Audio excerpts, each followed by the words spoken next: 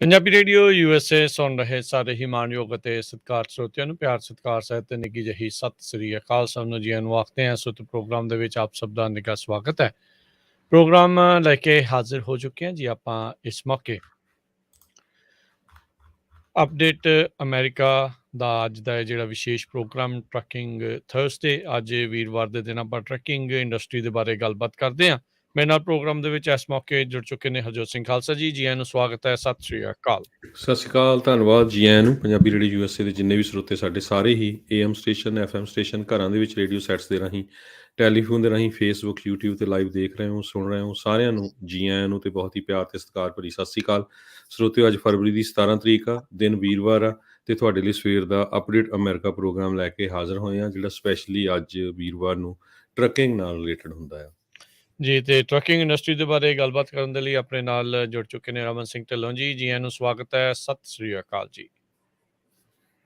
ਸਤਿ ਸ੍ਰੀ ਅਕਾਲ ਜੀ, ਸਾਰੇ ਸੁਣਨ ਵਾਲਿਆਂ ਨੂੰ ਪਿਆਰ ਭਰੀ ਸਤਿ ਸ੍ਰੀ ਅਕਾਲ। ਰਮਨ ਜੀ, ਅੱਜ ਵੀਡੀਓ ਦੇ ਜ਼ਰੀਏ ਤਾਂ ਆਪਣੇ ਨਾਲ ਨਹੀਂ, ਪਰ ਫੋਨ ਦੇ ਜ਼ਰੀਏ ਜਿਹੜੇ ਉਹ ਜੁੜੇ ਆ। ਸੋ ਜਿਹੜੇ ਇਸ ਟਾਈਮ ਦਰਸ਼ਕ ਫੇਸਬੁੱਕ YouTube ਦੇ ਉੱਤੇ ਉਹ ਦੇਖ ਰਹੇ ਹੋਣਗੇ ਵੀ ਮੌਜੂਦ ਨਹੀਂ ਆ, ਪਰ ਫੋਨ ਦੇ ਜ਼ਰੀਏ, ਆਵਾਜ਼ ਦੇ ਜ਼ਰੀਏ ਆਪਣੇ ਨਾਲ ਜਿਹੜੇ ਉਹ ਜ਼ਰੂਰ ਜੁੜੇ ਰਹਿਣਗੇ। ਤੁਹਾਡੇ ਸਵਾਲਾਂ ਦੇ ਜਵਾਬ ਵੀ ਜਿਹੜੇ ਉਹ ਦੇਣਗੇ, ਜਿਹੜੇ ਵੀ ਤੁਹਾਡੇ ਟਰੱਕਿੰਗ ਨਾਲ ਸੰਬੰਧਿਤ ਸਵਾਲ ਹੋਣਗੇ। ਸੋ ਆਪਾਂ ਹੋਰ ਬਹੁਤ ਸਾਰੀਆਂ ਜਿਹੜੇ ਟਰੱਕਿੰਗ ਦੇ ਨਾਲ ਬਾਬਤ ਜਿਹੜੀਆਂ ਗੱਲਾਂ ਬਾਤਾਂ ਆ ਇਸ ਪ੍ਰੋਗਰਾਮ ਦੇ ਵਿੱਚ ਕਰਾਂਗੇ। ਤੇ ਪ੍ਰੋਗਰਾਮ ਸ਼ੁਰੂ ਕਰਨ ਤੋਂ ਪਹਿਲਾਂ ਸਾਡੇ ਅੱਜ ਦੇ ਸਪਾਂਸਰਸ, ਉਹਨਾਂ ਦਾ ਧੰਨਵਾਦ। ਖਾਲਸਾ ਇੰਸ਼ੋਰੈਂਸ ਏਜੰਸੀ, ਜਿਨ੍ਹਾਂ ਦੇ ਕੋਲੋਂ ਤੁਸੀਂ ਹਰ ਇੱਕ ਤਰੀਕੇ ਦੀ ਇੰਸ਼ੋਰੈਂਸ ਕਰਵਾ ਸਕਦੇ ਹੋ। ਇੰਸ਼ੋਰੈਂਸ ਬਾਰੇ ਪਤਾ ਕਰਨ ਲਈ ਕਾਲ ਕਰ ਸਕਦੇ ਹੋ number 408 272 2500 4082722500। Manjit Singh, Narinder Kaur Kular, Avtar Singh Manjal Clovis, Amarjit Singh Stockton, Nachhattar Singh Sangha Clovis, Amarjit Singh Satnam Singh, Amarjit Singh Dosanjh, Sunny Purewal university, Paramjit Singh Deol Fresno, Lakhbir Singh Samra Texas, Kamaljit Singh Makhan Daulatpuria Stockton, Major Singh Fresno, Major Singh Sidhu, Vinder Singh Dhaliwal, Hardial Singh, Inderjit Kaur Dhaliwal Bakersfield, Jassi Gill, Gurnam Singh, Darshan Singh, Charanjit Singh Bakersfield, Hardeep Singh ਲੈਫਰੋਗ, Karnail Singh Randhawa Sacramento, antelope truck stop Burns Wyoming, Satpal Singh Tracy, ਟੇਰਕੇਨਾ ਇਮੀਗ੍ਰੇਸ਼ਨ ਲਾ ਫਰਮ, ਇਮੀਗ੍ਰੇਸ਼ਨ ਦਾ ਹੋਵੇ ਕਿਸੇ ਵੀ ਤਰੀਕੇ ਦਾ ਕੰਮ। ਕਾਲ ਅਟਰਨੀ ਜੇ ਟੇਰਕੀਆਣਾ 415 909 0503 4159090503 ਦੇ ਉੱਤੇ। ਇਹਨਾਂ ਸਾਰਿਆਂ ਦਾ ਅਸੀਂ ਧੰਨਵਾਦ ਕਰਦੇ ਹਾਂ। ਜੇਕਰ ਤੁਸੀਂ ਜਾਂ ਕੋਈ ਹੋਰ ਕਾਰੋਬਾਰ ਇਸ ਪ੍ਰੋਗਰਾਮ ਨੂੰ ਸਪਾਂਸਰ ਕਰਨਾ ਚਾਹੁੰਦੇ ਹੋ, ਸੰਪਰਕ ਕਰ ਸਕਦੇ ਹੋ ਨੰਬਰ 408 722 7698 ਦੇ ਉੱਤੇ। ਜੀ। ਅੱਜ ਦੀਆਂ ਕੁਝ ਖਬਰਾਂ ਜੇ ਟਰੱਕਿੰਗ ਨਾਲ ਰਿਲੇਟਡ ਸਾਂਝੀਆਂ ਕਰੀਏ। ਆਪਾਂ ਨੂੰ ਪਤਾ ਹੈ ਵੀ ਗੁਆਂਢੀ ਮੁਲਕ ਕੈਨੇਡਾ ਦੇ ਵਿੱਚ ਟਰੱਕਰ ਦਾ ਪ੍ਰੋਟੈਸਟ ਚੱਲ ਰਿਹਾ ਤੇ ਬਹੁਤ ਸਾਰੇ ਜਿਹੜੇ ਬਲਾਕ ਸੀਗੇ ਉਹਨਾਂ ਨੂੰ ਰਿਮੂਵ ਵੀ ਕਰ ਦਿੱਤਾ ਗਿਆ, ਜਿਸ ਤਰ੍ਹਾਂ ਬ੍ਰਿਜ ਸੀ। ਅੱਜ ਇਲੋਨ ਮਸਕ ਜਿਹੜੇ ਟੈਸਲਾ ਦੇ CEO ਆ, ਉਹਨਾਂ ਨੇ ਇੱਕ ਟਵੀਟ ਕੀਤਾ ਜਿਹਦੇ ਵਿੱਚ ਹਿਟਲਰ ਦੀ ਫੋਟੋ ਲਾ ਕੇ ਤੇ ਉਹਦੇ ਉੱਤੇ ਲਿਖਿਆ stop comparing me to Justin Trudeau, I had a budget. So ਇਹ ਦੱਸਦੀ ਜਾਈਏ ਵੀ ਕੈਨੇਡਾ ਦਾ ਪ੍ਰਾਈਮ ਮਿਨਿਸਟਰ ਉਹਦਾ ਕਾਫੀ ਵਿਰੋਧ ਹੋ ਰਿਹਾ ਬਾਹਰਲੇ ਮੁਲਕਾਂ 'ਚ ਵੀ, ਵੀ ਜਿਹੜੀ ਉਸਨੇ ਉੱਥੇ ਐਮਰਜੈਂਸੀ ਇੱਕ ਤਰ੍ਹਾਂ ਨਾਲ ਡਿਕਲੇਅਰ ਕਰਕੇ ਜਿਹੜਾ ਟਰੱਕਰਸ ਆ ਉਹਨਾਂ ਨੂੰ ਸਟਾਪ ਕਰਨ ਦੀ ਕੋਸ਼ਿਸ਼ ਕੀਤੀ ਆ। ਉਹਦੇ ਵਿੱਚ ਜਿਹੜੇ ਉਹਨਾਂ ਦੇ 34 ਦੇ ਕਰੀਬ ਬੈਂਕਸ ਵੱਖ-ਵੱਖ ਹੈਗੀਆਂ, ਉਹਨਾਂ ਨੂੰ ਕਿਹਾ ਵੀ ਇਹਨਾਂ ਦੇ ਬੈਂਕ ਅਕਾਊਂਟ ਜਿਹੜੇ ਫਰੀਜ਼ ਕੀਤੇ ਜਾਣ।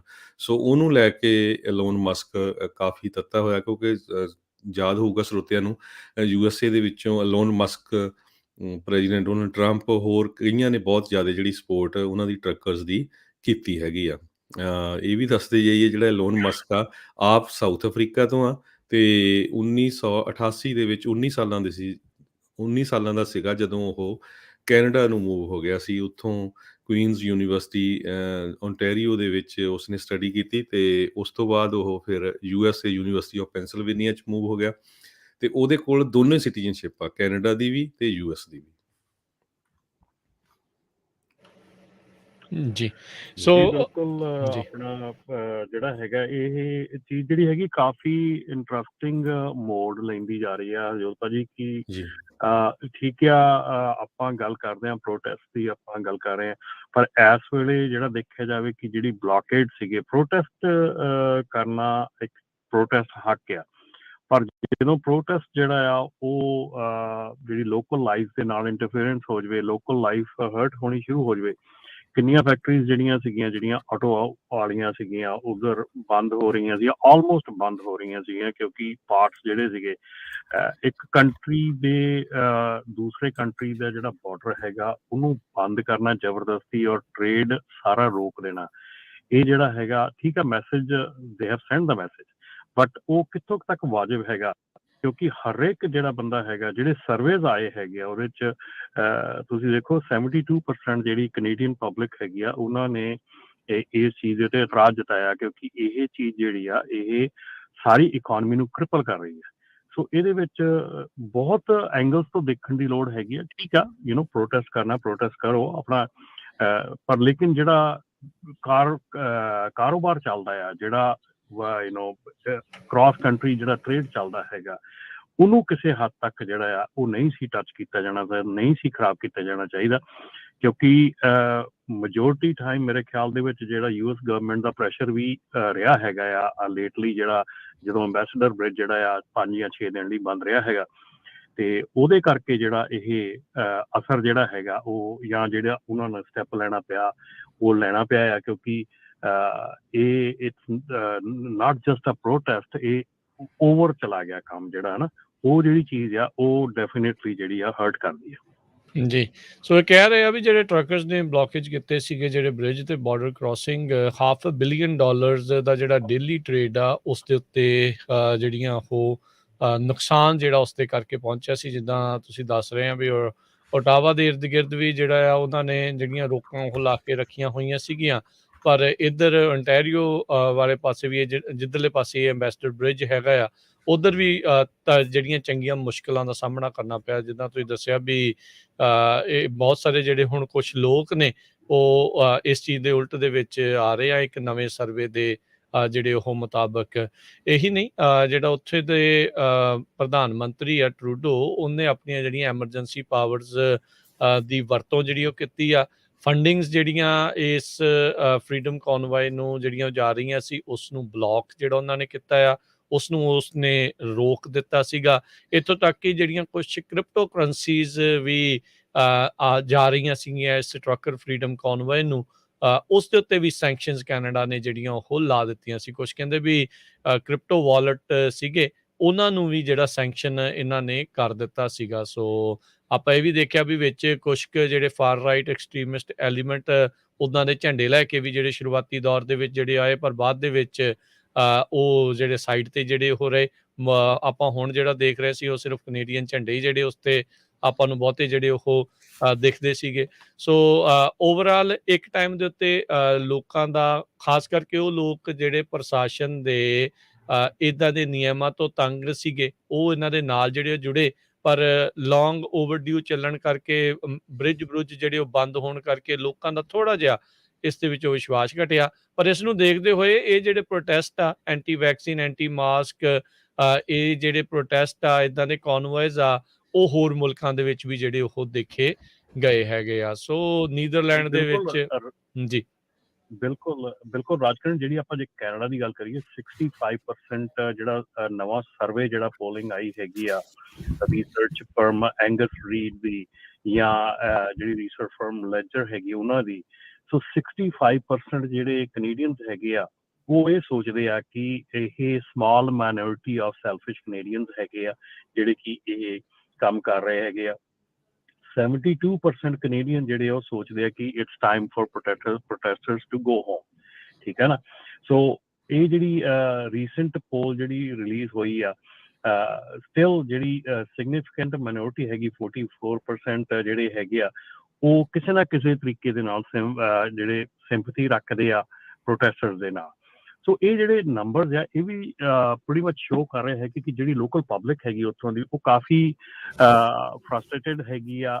ਯੈਸ, ਠੀਕ ਆ, ਇੱਕ ਪੈਂਡੈਮਿਕ ਜਿਹੜਾ ਸ਼ੁਰੂ ਹੋਇਆ ਸੀਗਾ ਉਹਨੂੰ ਹੌਲੀ ਹੌਲੀ ਟਾਈਮ ਲੱਗਦਾ ਆ, ਉਹਨੂੰ ਸਟਰਗਲ ਆ ਉਹ ਉਹਦੇ ਤੋਂ ਜਾਣ ਦੀ, ਪਰ ਇੱਦਾਂ ਵੀ ਨਹੀਂ ਹੁੰਦਾ ਕਿ ਜੇ ਆਪਾਂ ਇਹ ਕਹੀਏ ਕਿ ਬਿਲਕੁਲ ਹੀ ਟੋਟਲੀ ਆਪਾਂ ਜਿਹੜਾ ਮਾਸਕ ਮੈਂਡੇਟਸ ਹੈਗੇ ਆ ਜਾਂ ਟੋਟਲੀ ਜਿਹੜੀਆਂ ਆਪਣੇ ਵੈਕਸੀਨ ਮੈਂਡੇਟਸ ਹੈਗੇ ਆ, ਟੋਟਲੀ ਸਾਰਾ ਕੁਝ ਹੀ ਖਤਮ ਕਰ ਦਿਓ ਤੇ ਆਪਾਂ ਸ਼ਾਇਦ ਇਸ ਚੀਜ਼ ਚੋਂ ਬਾਹਰ ਨਿਕਲ ਆਵਾਂਗੇ। ਲਾਸਟ ਈਅਰ 2020 ਦੇ ਵਿੱਚ ਮੇਰੇ ਖਿਆਲ ਕੋਈ ਵੀ ਐਸਾ ਇਨਸਾਨ ਨਹੀਂ ਹੋਣਾ ਜਿਹੜਾ ਕਿ ਇਹ ਚੀਜ਼ ਨਹੀਂ ਕਹਿੰਦਾ ਹੋਣਾ ਵੀ ਕੋਈ ਦਵਾਈ ਨਿਕਲ ਆਵੇ, ਕਿਸੇ ਤਰ੍ਹਾਂ ਕੁਛ ਨਾ ਕੁਛ ਬਚਾਅ ਹੋ ਜਾਵੇ ਤੇ ਕੁਛ ਨਾ ਕੁਛ ਜਿਹੜਾ ਚੱਲਦਾ ਹੋਵੇ। ਪਰ ਜੇ ਅੱਜ ਹੁਣ ਥੋੜਾ ਬਹੁਤ ਕੰਟਰੋਲ ਹੋ ਗਿਆ ਤੇ ਇਹਦਾ ਮਤਲਬ ਇਹ ਨਹੀਂਗਾ ਕਿ ਇਹ ਆਪਣੇ ਆਪ ਹੀ ਕੰਟਰੋਲ ਹੋਇਆ। there is a reason, there is a challenges, ਉਹਦੇ ਪਿੱਛੇ ਕਾਫੀ ਚੀਜ਼ਾਂ ਜਿਹੜੀਆਂ ਵਰਕ ਕਰਦੀਆਂ ਹੈਗੀਆਂ ਔਰ ਇਹ ਹਰ ਇੱਕ ਨੂੰ ਸਮਝਣਾ ਚਾਹੀਦਾ ਜੀ। ਤੇ ਜੀ ਆਈ ਥਿੰਕ ਆਪਾਂ ਦੇਖ ਰਹੇ ਹਾਂ ਹੁਣ ਹਰਜੋਤ ਸਿੰਘ ਜੀ, ਰਮਨ ਜੀ ਵੀ ਬਹੁਤ ਸਾਰੇ ਹੁਣ ਥਾਵਾਂ ਦੇ ਉੱਤੇ ਜਿਹੜੇ ਹੁਣ ਮੈਂਡੇਟਸ ਆ ਉਹ ਹੌਲੀ ਹੌਲੀ ਖਤਮ ਹੋਣ ਦੇ ਕਗਾਰ ਤੇ। ਅੱਜ CDC ਦੇ ਵੀ ਜਿਹੜੇ ਇੱਥੇ ਆਪਣੇ ਅਮਰੀਕਾ ਦੇ ਵਿੱਚ ਉਹਨਾਂ ਨੇ ਵੀ ਬਿਆਨ ਜਿਹੜਾ ਉਹ ਦਿੱਤਾ ਵੀ ਜਿਹੜਾ ਬਾਈਡਨ ਪ੍ਰਸ਼ਾਸਨ ਆ ਐਕਟਿਵਲੀ ਵਰਕਆਊਟ ਕਰ ਰਿਹਾ ਵੀ ਜਿਹੜੇ ਰਿਸਟ੍ਰਿਕਸ਼ਨਸ ਆ ਉਹਨਾਂ ਨੂੰ ਘੱਟ ਕੀਤਾ ਜਾਵੇ ਤੇ ਪਹਿਲਾਂ ਵਰਗਾ ਮਾਹੌਲ ਜਿਹੜਾ ਉਹ ਹੋਵੇ। ਕਹਿੰਦੇ ਵੀ ਜਿਸ ਤਰੀਕੇ ਦੇ ਨਾਲ ਹੁਣ ਕੇਸਿਸ ਦੇ ਆંકੜੇ ਘਟ ਰਹੇ ਆ ਤੇ ਆਪਾਂ ਹੌਲੀ ਹੌਲੀ ਉਸ ਪਾਸੇ ਵੱਲ ਨੂੰ ਵੱਧ ਰਹੇ ਹੈਗੇ ਆ। ਕਹਿੰਦੇ ਵੀ ਜਿਸ ਟਾਈਮ ਦੇ ਉੱਤੇ ਇੰਨਾ ਇਹ ਜਾਨਲੇਵਾ ਜਿਹੜਾ ਸੀਗਾ, ਅਜੇ ਵੀ ਕਹਿੰਦੇ ਜਾਨਲੇਵਾ ਹੈਗਾ ਉਹਨਾਂ ਲੋਕਾਂ ਦੇ ਲਈ ਜਿਹੜੇ ਅਨਵੈਕਸੀਨੇਟਡ ਨੇ, ਜੇ ਉਹ ਬਿਮਾਰ ਹੁੰਦੇ ਨੇ ਹਸਪਤਾਲ ਦੇ ਵਿੱਚ ਜਾਂਦੇ ਆ, ਜਿਹੜੀਆਂ ਮੌਤਾਂ ਹੋ ਰਹੀਆਂ ਤਕਰੀਬਨ ਬਹੁਤੀਆਂ ਜਿਹੜੀਆਂ ਉਹਨਾਂ ਦੇ ਨਾਲ ਹੀ ਜਿਹੜੀਆਂ ਜੁੜੀਆਂ ਹੋਈਆਂ ਨੇ। ਪਰ ਕਹਿੰਦੇ ਵੀ ਮੈਨੇਜੇਬਲ ਜਿਹੜਾ ਇਹ ਹੁੰਦਾ ਜਾ ਰਿਹਾ ਇਹ ਕ੍ਰਾਈਸਿਸ, ਸੋ ਪੈਂਡੈਮਿਕ ਤੋਂ ਐਂਡੈਮਿਕ ਵੱਲ ਨੂੰ ਜਿਹੜਾ ਉਹ ਵੱਧ ਰਿਹਾ ਹੈਗਾ। ਚਲੋ ਨਿਜਾਤ ਪਵੇ ਇਸ ਤੋਂ, ਸਾਰਾ ਕੁਝ ਪਹਿਲੇ ਵਰਗਾ ਮਾਹੌਲ ਜਿਹੜਾ ਉਹ ਬਣੇ, ਉਸੇ ਦੀ ਆਪਾਂ ਅਰਦਾਸ ਜਿਹੜੀ ਉਹ ਕਰਦੇ ਹੈਗੇ ਆ। ਤੇ ਤੇ ਰਮਨ ਜੀ, ਆਪਾਂ ਟਰੈਕਿੰਗ ਦੇ ਨਾਲ ਸੰਬੰਧਿਤ ਜੇ ਕੁਝ ਹੋਰ ਜਿਹੜੀਆਂ ਉਹ ਗੱਲਾਂ ਵੀ ਕਰਦੇ ਜਾਈਏ, ਇੱਕ ਜਿਹੜਾ ਮੁੱਦਾ ਇਸ ਟਾਈਮ ਕਾਫੀ ਕਹਿ ਲਓ ਵੀ ਆ ਰਿਹਾ ਆ ਸਾਹਮਣੇ ਤੇ ਇਹ ਲੋਕਾਂ ਦੇ ਲਈ ਮੁਸ਼ਕਲ ਵੀ ਜਿਹੜੀ ਉਹ ਖੜੀ ਕਰ ਸਕਦਾ ਆ। ਕਹਿੰਦੇ ਵੀ ਬਹੁਤ ਸਾਰੇ ਜਿਹੜੇ ਟਰੱਕ ਡਰਾਈਵਰਸ ਆ ਉਹ ਕਿਉਂਕਿ ਵਰਕ ਪਰਮਿਟ ਦੇ ਡਿਲੇ ਦੇ ਕਰਕੇ ਉਹਨਾਂ ਦੇ ਲਾਇਸੈਂਸਿਸ ਰੀਨਿਊ ਨਹੀਂ ਹੋ ਰਹੇ ਤੇ ਹੁਣ ਵਿਦਆਊਟ ਲਾਇਸੈਂਸ ਹੀ ਚਲਾਈ ਜਾ ਰਹੇ ਆ। ਉਹ ਰਿਸਕ ਇੰਨਾ ਵੱਡਾ ਲਈ ਜਾ ਰਹੇ ਆ ਵੀ ਜੇ ਰੱਬ ਨਾ ਕਰੇ ਕਿਤੇ ਫੜ ਹੋ ਗਏ, ਇੱਕ ਤਾਂ ਵੈਸੇ ਹੀ ਜਿਹੜਾ ਉਹ ਰਿਸਕ ਆ, ਜੇ ਫੜ ਹੋ ਗਏ ਤੇ ਨੁਕਸਾਨ ਤੁਹਾਡਾ ਕੱਲਾ ਟਰੱਕ ਚਲਾਉਣ ਤੋਂ ਹੀ ਨਹੀਂ ਜਾਊਂਗੇ, ਮੇਬੀ ਤਾਂ ਉਹਨਾਂ ਦਾ ਕੇਸ ਵੀ ਇਮੀਗ੍ਰੇਸ਼ਨ ਵਾਲਾ ਵੀ ਨਾਲ ਦੇ ਨਾਲ ਖਰਾਬ ਹੋਊ।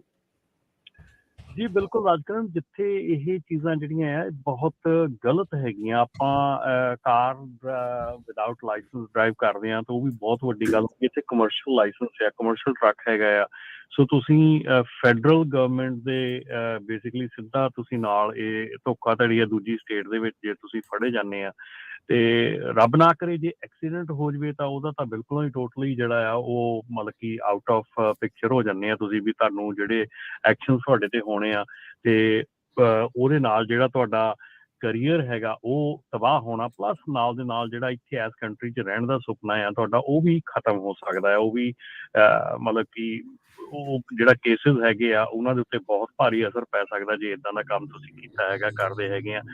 ਔਰ ਰਾਜਕਰਨ, ਜਿਹੜੀ ਖਾਸ ਕਰਕੇ ਮੈਂ ਇਹੋ ਹੀ ਜਿਹੜੀ ਆਪਣੀ ਕਮਿਊਨਿਟੀ ਹੈਗੀ ਜਿਨ੍ਹਾਂ ਦੇ ਲਾਇਸੈਂਸਿਸ ਟੈਂਪਰਰੀ ਹੈਗੇ ਆ ਜਾਂ ਜਿਨ੍ਹਾਂ ਦੇ ਵਰਕ ਪਰਮਿਟਸ ਹੈਗੇ ਆ, ਉਸ ਜਿਹੜੀ ਆਪਣੀ ਡਰਾਈਵਰ ਕਮਿਊਨਿਟੀ ਆ ਜਾਂ ਜਿਹੜੇ ਉਹਨਾਂ ਨੇ ਟਰੱਕ ਵੀ ਲਏ ਹੈਗੇ ਆਪਣੇ, ਉਸ ਸਾਰੇ ਕਮਿਊਨਿਟੀ ਨੂੰ ਮੈਂ ਇਹ ਜ਼ਰੂਰ ਕਹਿਣਾ ਚਾਹੂੰਗਾ ਕਿ ਇਹ ਕੰਟਰੀ ਜਿਹੜਾ ਜਿੱਥੇ ਤੁਸੀਂ ਆਏ ਆ, ਜਿੱਥੇ ਰਹਿਣ ਦਾ ਸੁਪਨਾ ਲੈ ਕੇ ਆਏ ਆ ਔਰ ਲੌਂਗ ਟਰਮ ਇੱਥੇ ਤੁਸੀਂ ਕੰਮ ਕਰਨ ਦਾ, ਬਿਜ਼ਨਸ ਕਰਨ ਦਾ ਸੁਪਨਾ ਲੈ ਕੇ ਆਏ ਆ, ਇੰਨੀ ਕੁ ਛੋਟੀਆਂ ਚੀਜ਼ਾਂ ਤੇ ਖਿਲਵਾੜ ਨਾ ਕਰੋ ਇਹਦੇ ਨਾਲ। ਇਹ ਹਰ ਇੱਕ ਬੰਦਾ ਜਿਹੜਾ ਇੱਥੇ ਆਉਂਦਾ ਆ ਉਹ ਕੰਮ ਕਰਦਾ ਆ, ਸਾਰੀ ਲਾਈਫ ਹੀ ਕੰਮ ਕਰਦਾ ਆ। ਉਹਨੇ ਮਤਲਬ ਇਹ ਨਹੀਂ ਹੈਗਾ ਕਿ 4 ਸਾਲ 5 ਸਾਲ ਕਰਨਾ ਆ ਤੇ ਮੁੜ ਕੇ ਹਟ ਜਾਣਾ। ਪਰ ਲੋਕਾਂ ਨੂੰ ਇੰਨਾ ਕੁ ਵਿਚਾਰ ਚਾਹੀਦਾ ਕਿ ਆਪਾਂ ਆਪਣੀ ਜ਼ਿੰਦਗੀ ਨਾਲ ਖੇਲ ਰਹੇ ਆ, ਆਪਾਂ ਕਿਸੇ ਹੋਰ ਦੀ ਜ਼ਿੰਦਗੀ ਨਾਲ ਖੇਲ ਰਹੇ ਆ ਔਰ ਬੜੇ ਵੱਡੇ ਐਸੇ ਹਾਦਸੇ ਹੋ ਰਹੇ ਆ। ਮੈਂ ਰੀਸੈਂਟਲੀ ਇੱਕ ਹਾਦਸੇ ਦੇ ਬਾਰੇ 'ਚ ਮੈਂ ਗੱਲ ਕਰਨੀ ਚਾਹੂੰਗਾ, 4 ਸਾਲ ਪਹਿਲਾਂ ਹੋਇਆ ਸੀਗਾ ਤੇ ਉਹਦੇ ਵਿੱਚ ਡਰਾਈਵ ਕਰਦੇ ਕੋਲੋਂ ਜਿਹੜੀ ਕਾਰ ਸੀਗੀ, ਜਿਹੜੀ ਸਾਈਡ ਬਾਈ ਸਾਈਡ, ਅਜੇ ਤੱਕ ਇਹ ਫੈਸਲਾ ਨਹੀਂ ਹੋ ਪਾਇਆ ਕਿ ਕਾਰ ਟ੍ਰੇਲਰ ਦੇ ਥੱਲੇ ਜਾ ਕੇ ਵੜੀ ਆ ਜਾਂ ਟ੍ਰੇਲਰ ਕਾਰ ਦੇ ਉੱਤੇ ਚੜਿਆ। ਇਹ ਇਨਵੈਸਟੀਗੇਸ਼ਨ 'ਚ ਅਜੇ ਤੱਕ ਫਾਈਨਲ ਨਹੀਂ ਹੋ ਪਾਇਆ, ਪਰ $40 ਮਿਲੀਅਨ ਜਿਹੜਾ ਪੇ ਕਰਨਾ ਪਿਆ ਆ ਇੰਸ਼ੋਰੈਂਸ ਕੰਪਨੀ ਨੂੰ, ਠੀਕ ਆ, $40 ਮਿਲੀਅਨ, ਠੀਕ ਆ।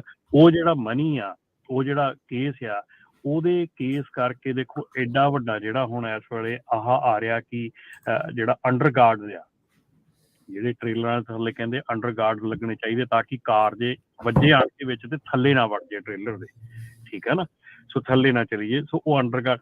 ਸੋ ਐਡੇ ਵੱਡੇ ਇਹ ਚੀਜ਼ਾਂ ਹੋ ਜਾਂਦੀਆਂ, ਐਡੇ ਵੱਡੇ ਨੁਕਸਾਨ ਹੁੰਦੇ ਆ ਕਿ ਤੁਸੀਂ ਸੋਚ ਨਹੀਂ ਸਕਦੇ ਕਿ, ਔਰ ਫਿਰ ਜਿੰਨੀ ਵੀ ਇਹ ਕਮਿਊਨਿਟੀ ਆ, ਤੁਸੀਂ ਟਰੱਕ ਡਰਾਈਵ ਕਰਦੇ ਹੈਗੇ ਆ, they are not fully trained yet, training ਨਹੀਂ ਪੂਰੀ ਹੈਗੀ ਯਾਰ। ਥੋੜਾ ਜਿਹਾ ਤੁਸੀਂ ਟਰੱਕ ਚਲਾ ਕੇ ਮਹੀਨਾ 2 ਮਹੀਨੇ ਚਲਾ ਕੇ ਸੋਚਦੇ ਆ ਕਿ ਵੀ ਆਰ ਫੁਲੀ ਟ੍ਰੇਨਡ, ਅਸੀਂ ਕਰ ਸਕਦੇ ਆ, ਠੀਕ ਹੈ ਨਾ। 100 ਚੋਂ ਕੋਈ ਇੱਕ ਬੰਦਾ ਹੋਊਗਾ ਜਿਹੜਾ ਵਧੀਆ ਚਲਾ ਸਕਦਾ ਹੋਊਗਾ, ਕਰ ਸਕਦਾ ਹੋਊਗਾ।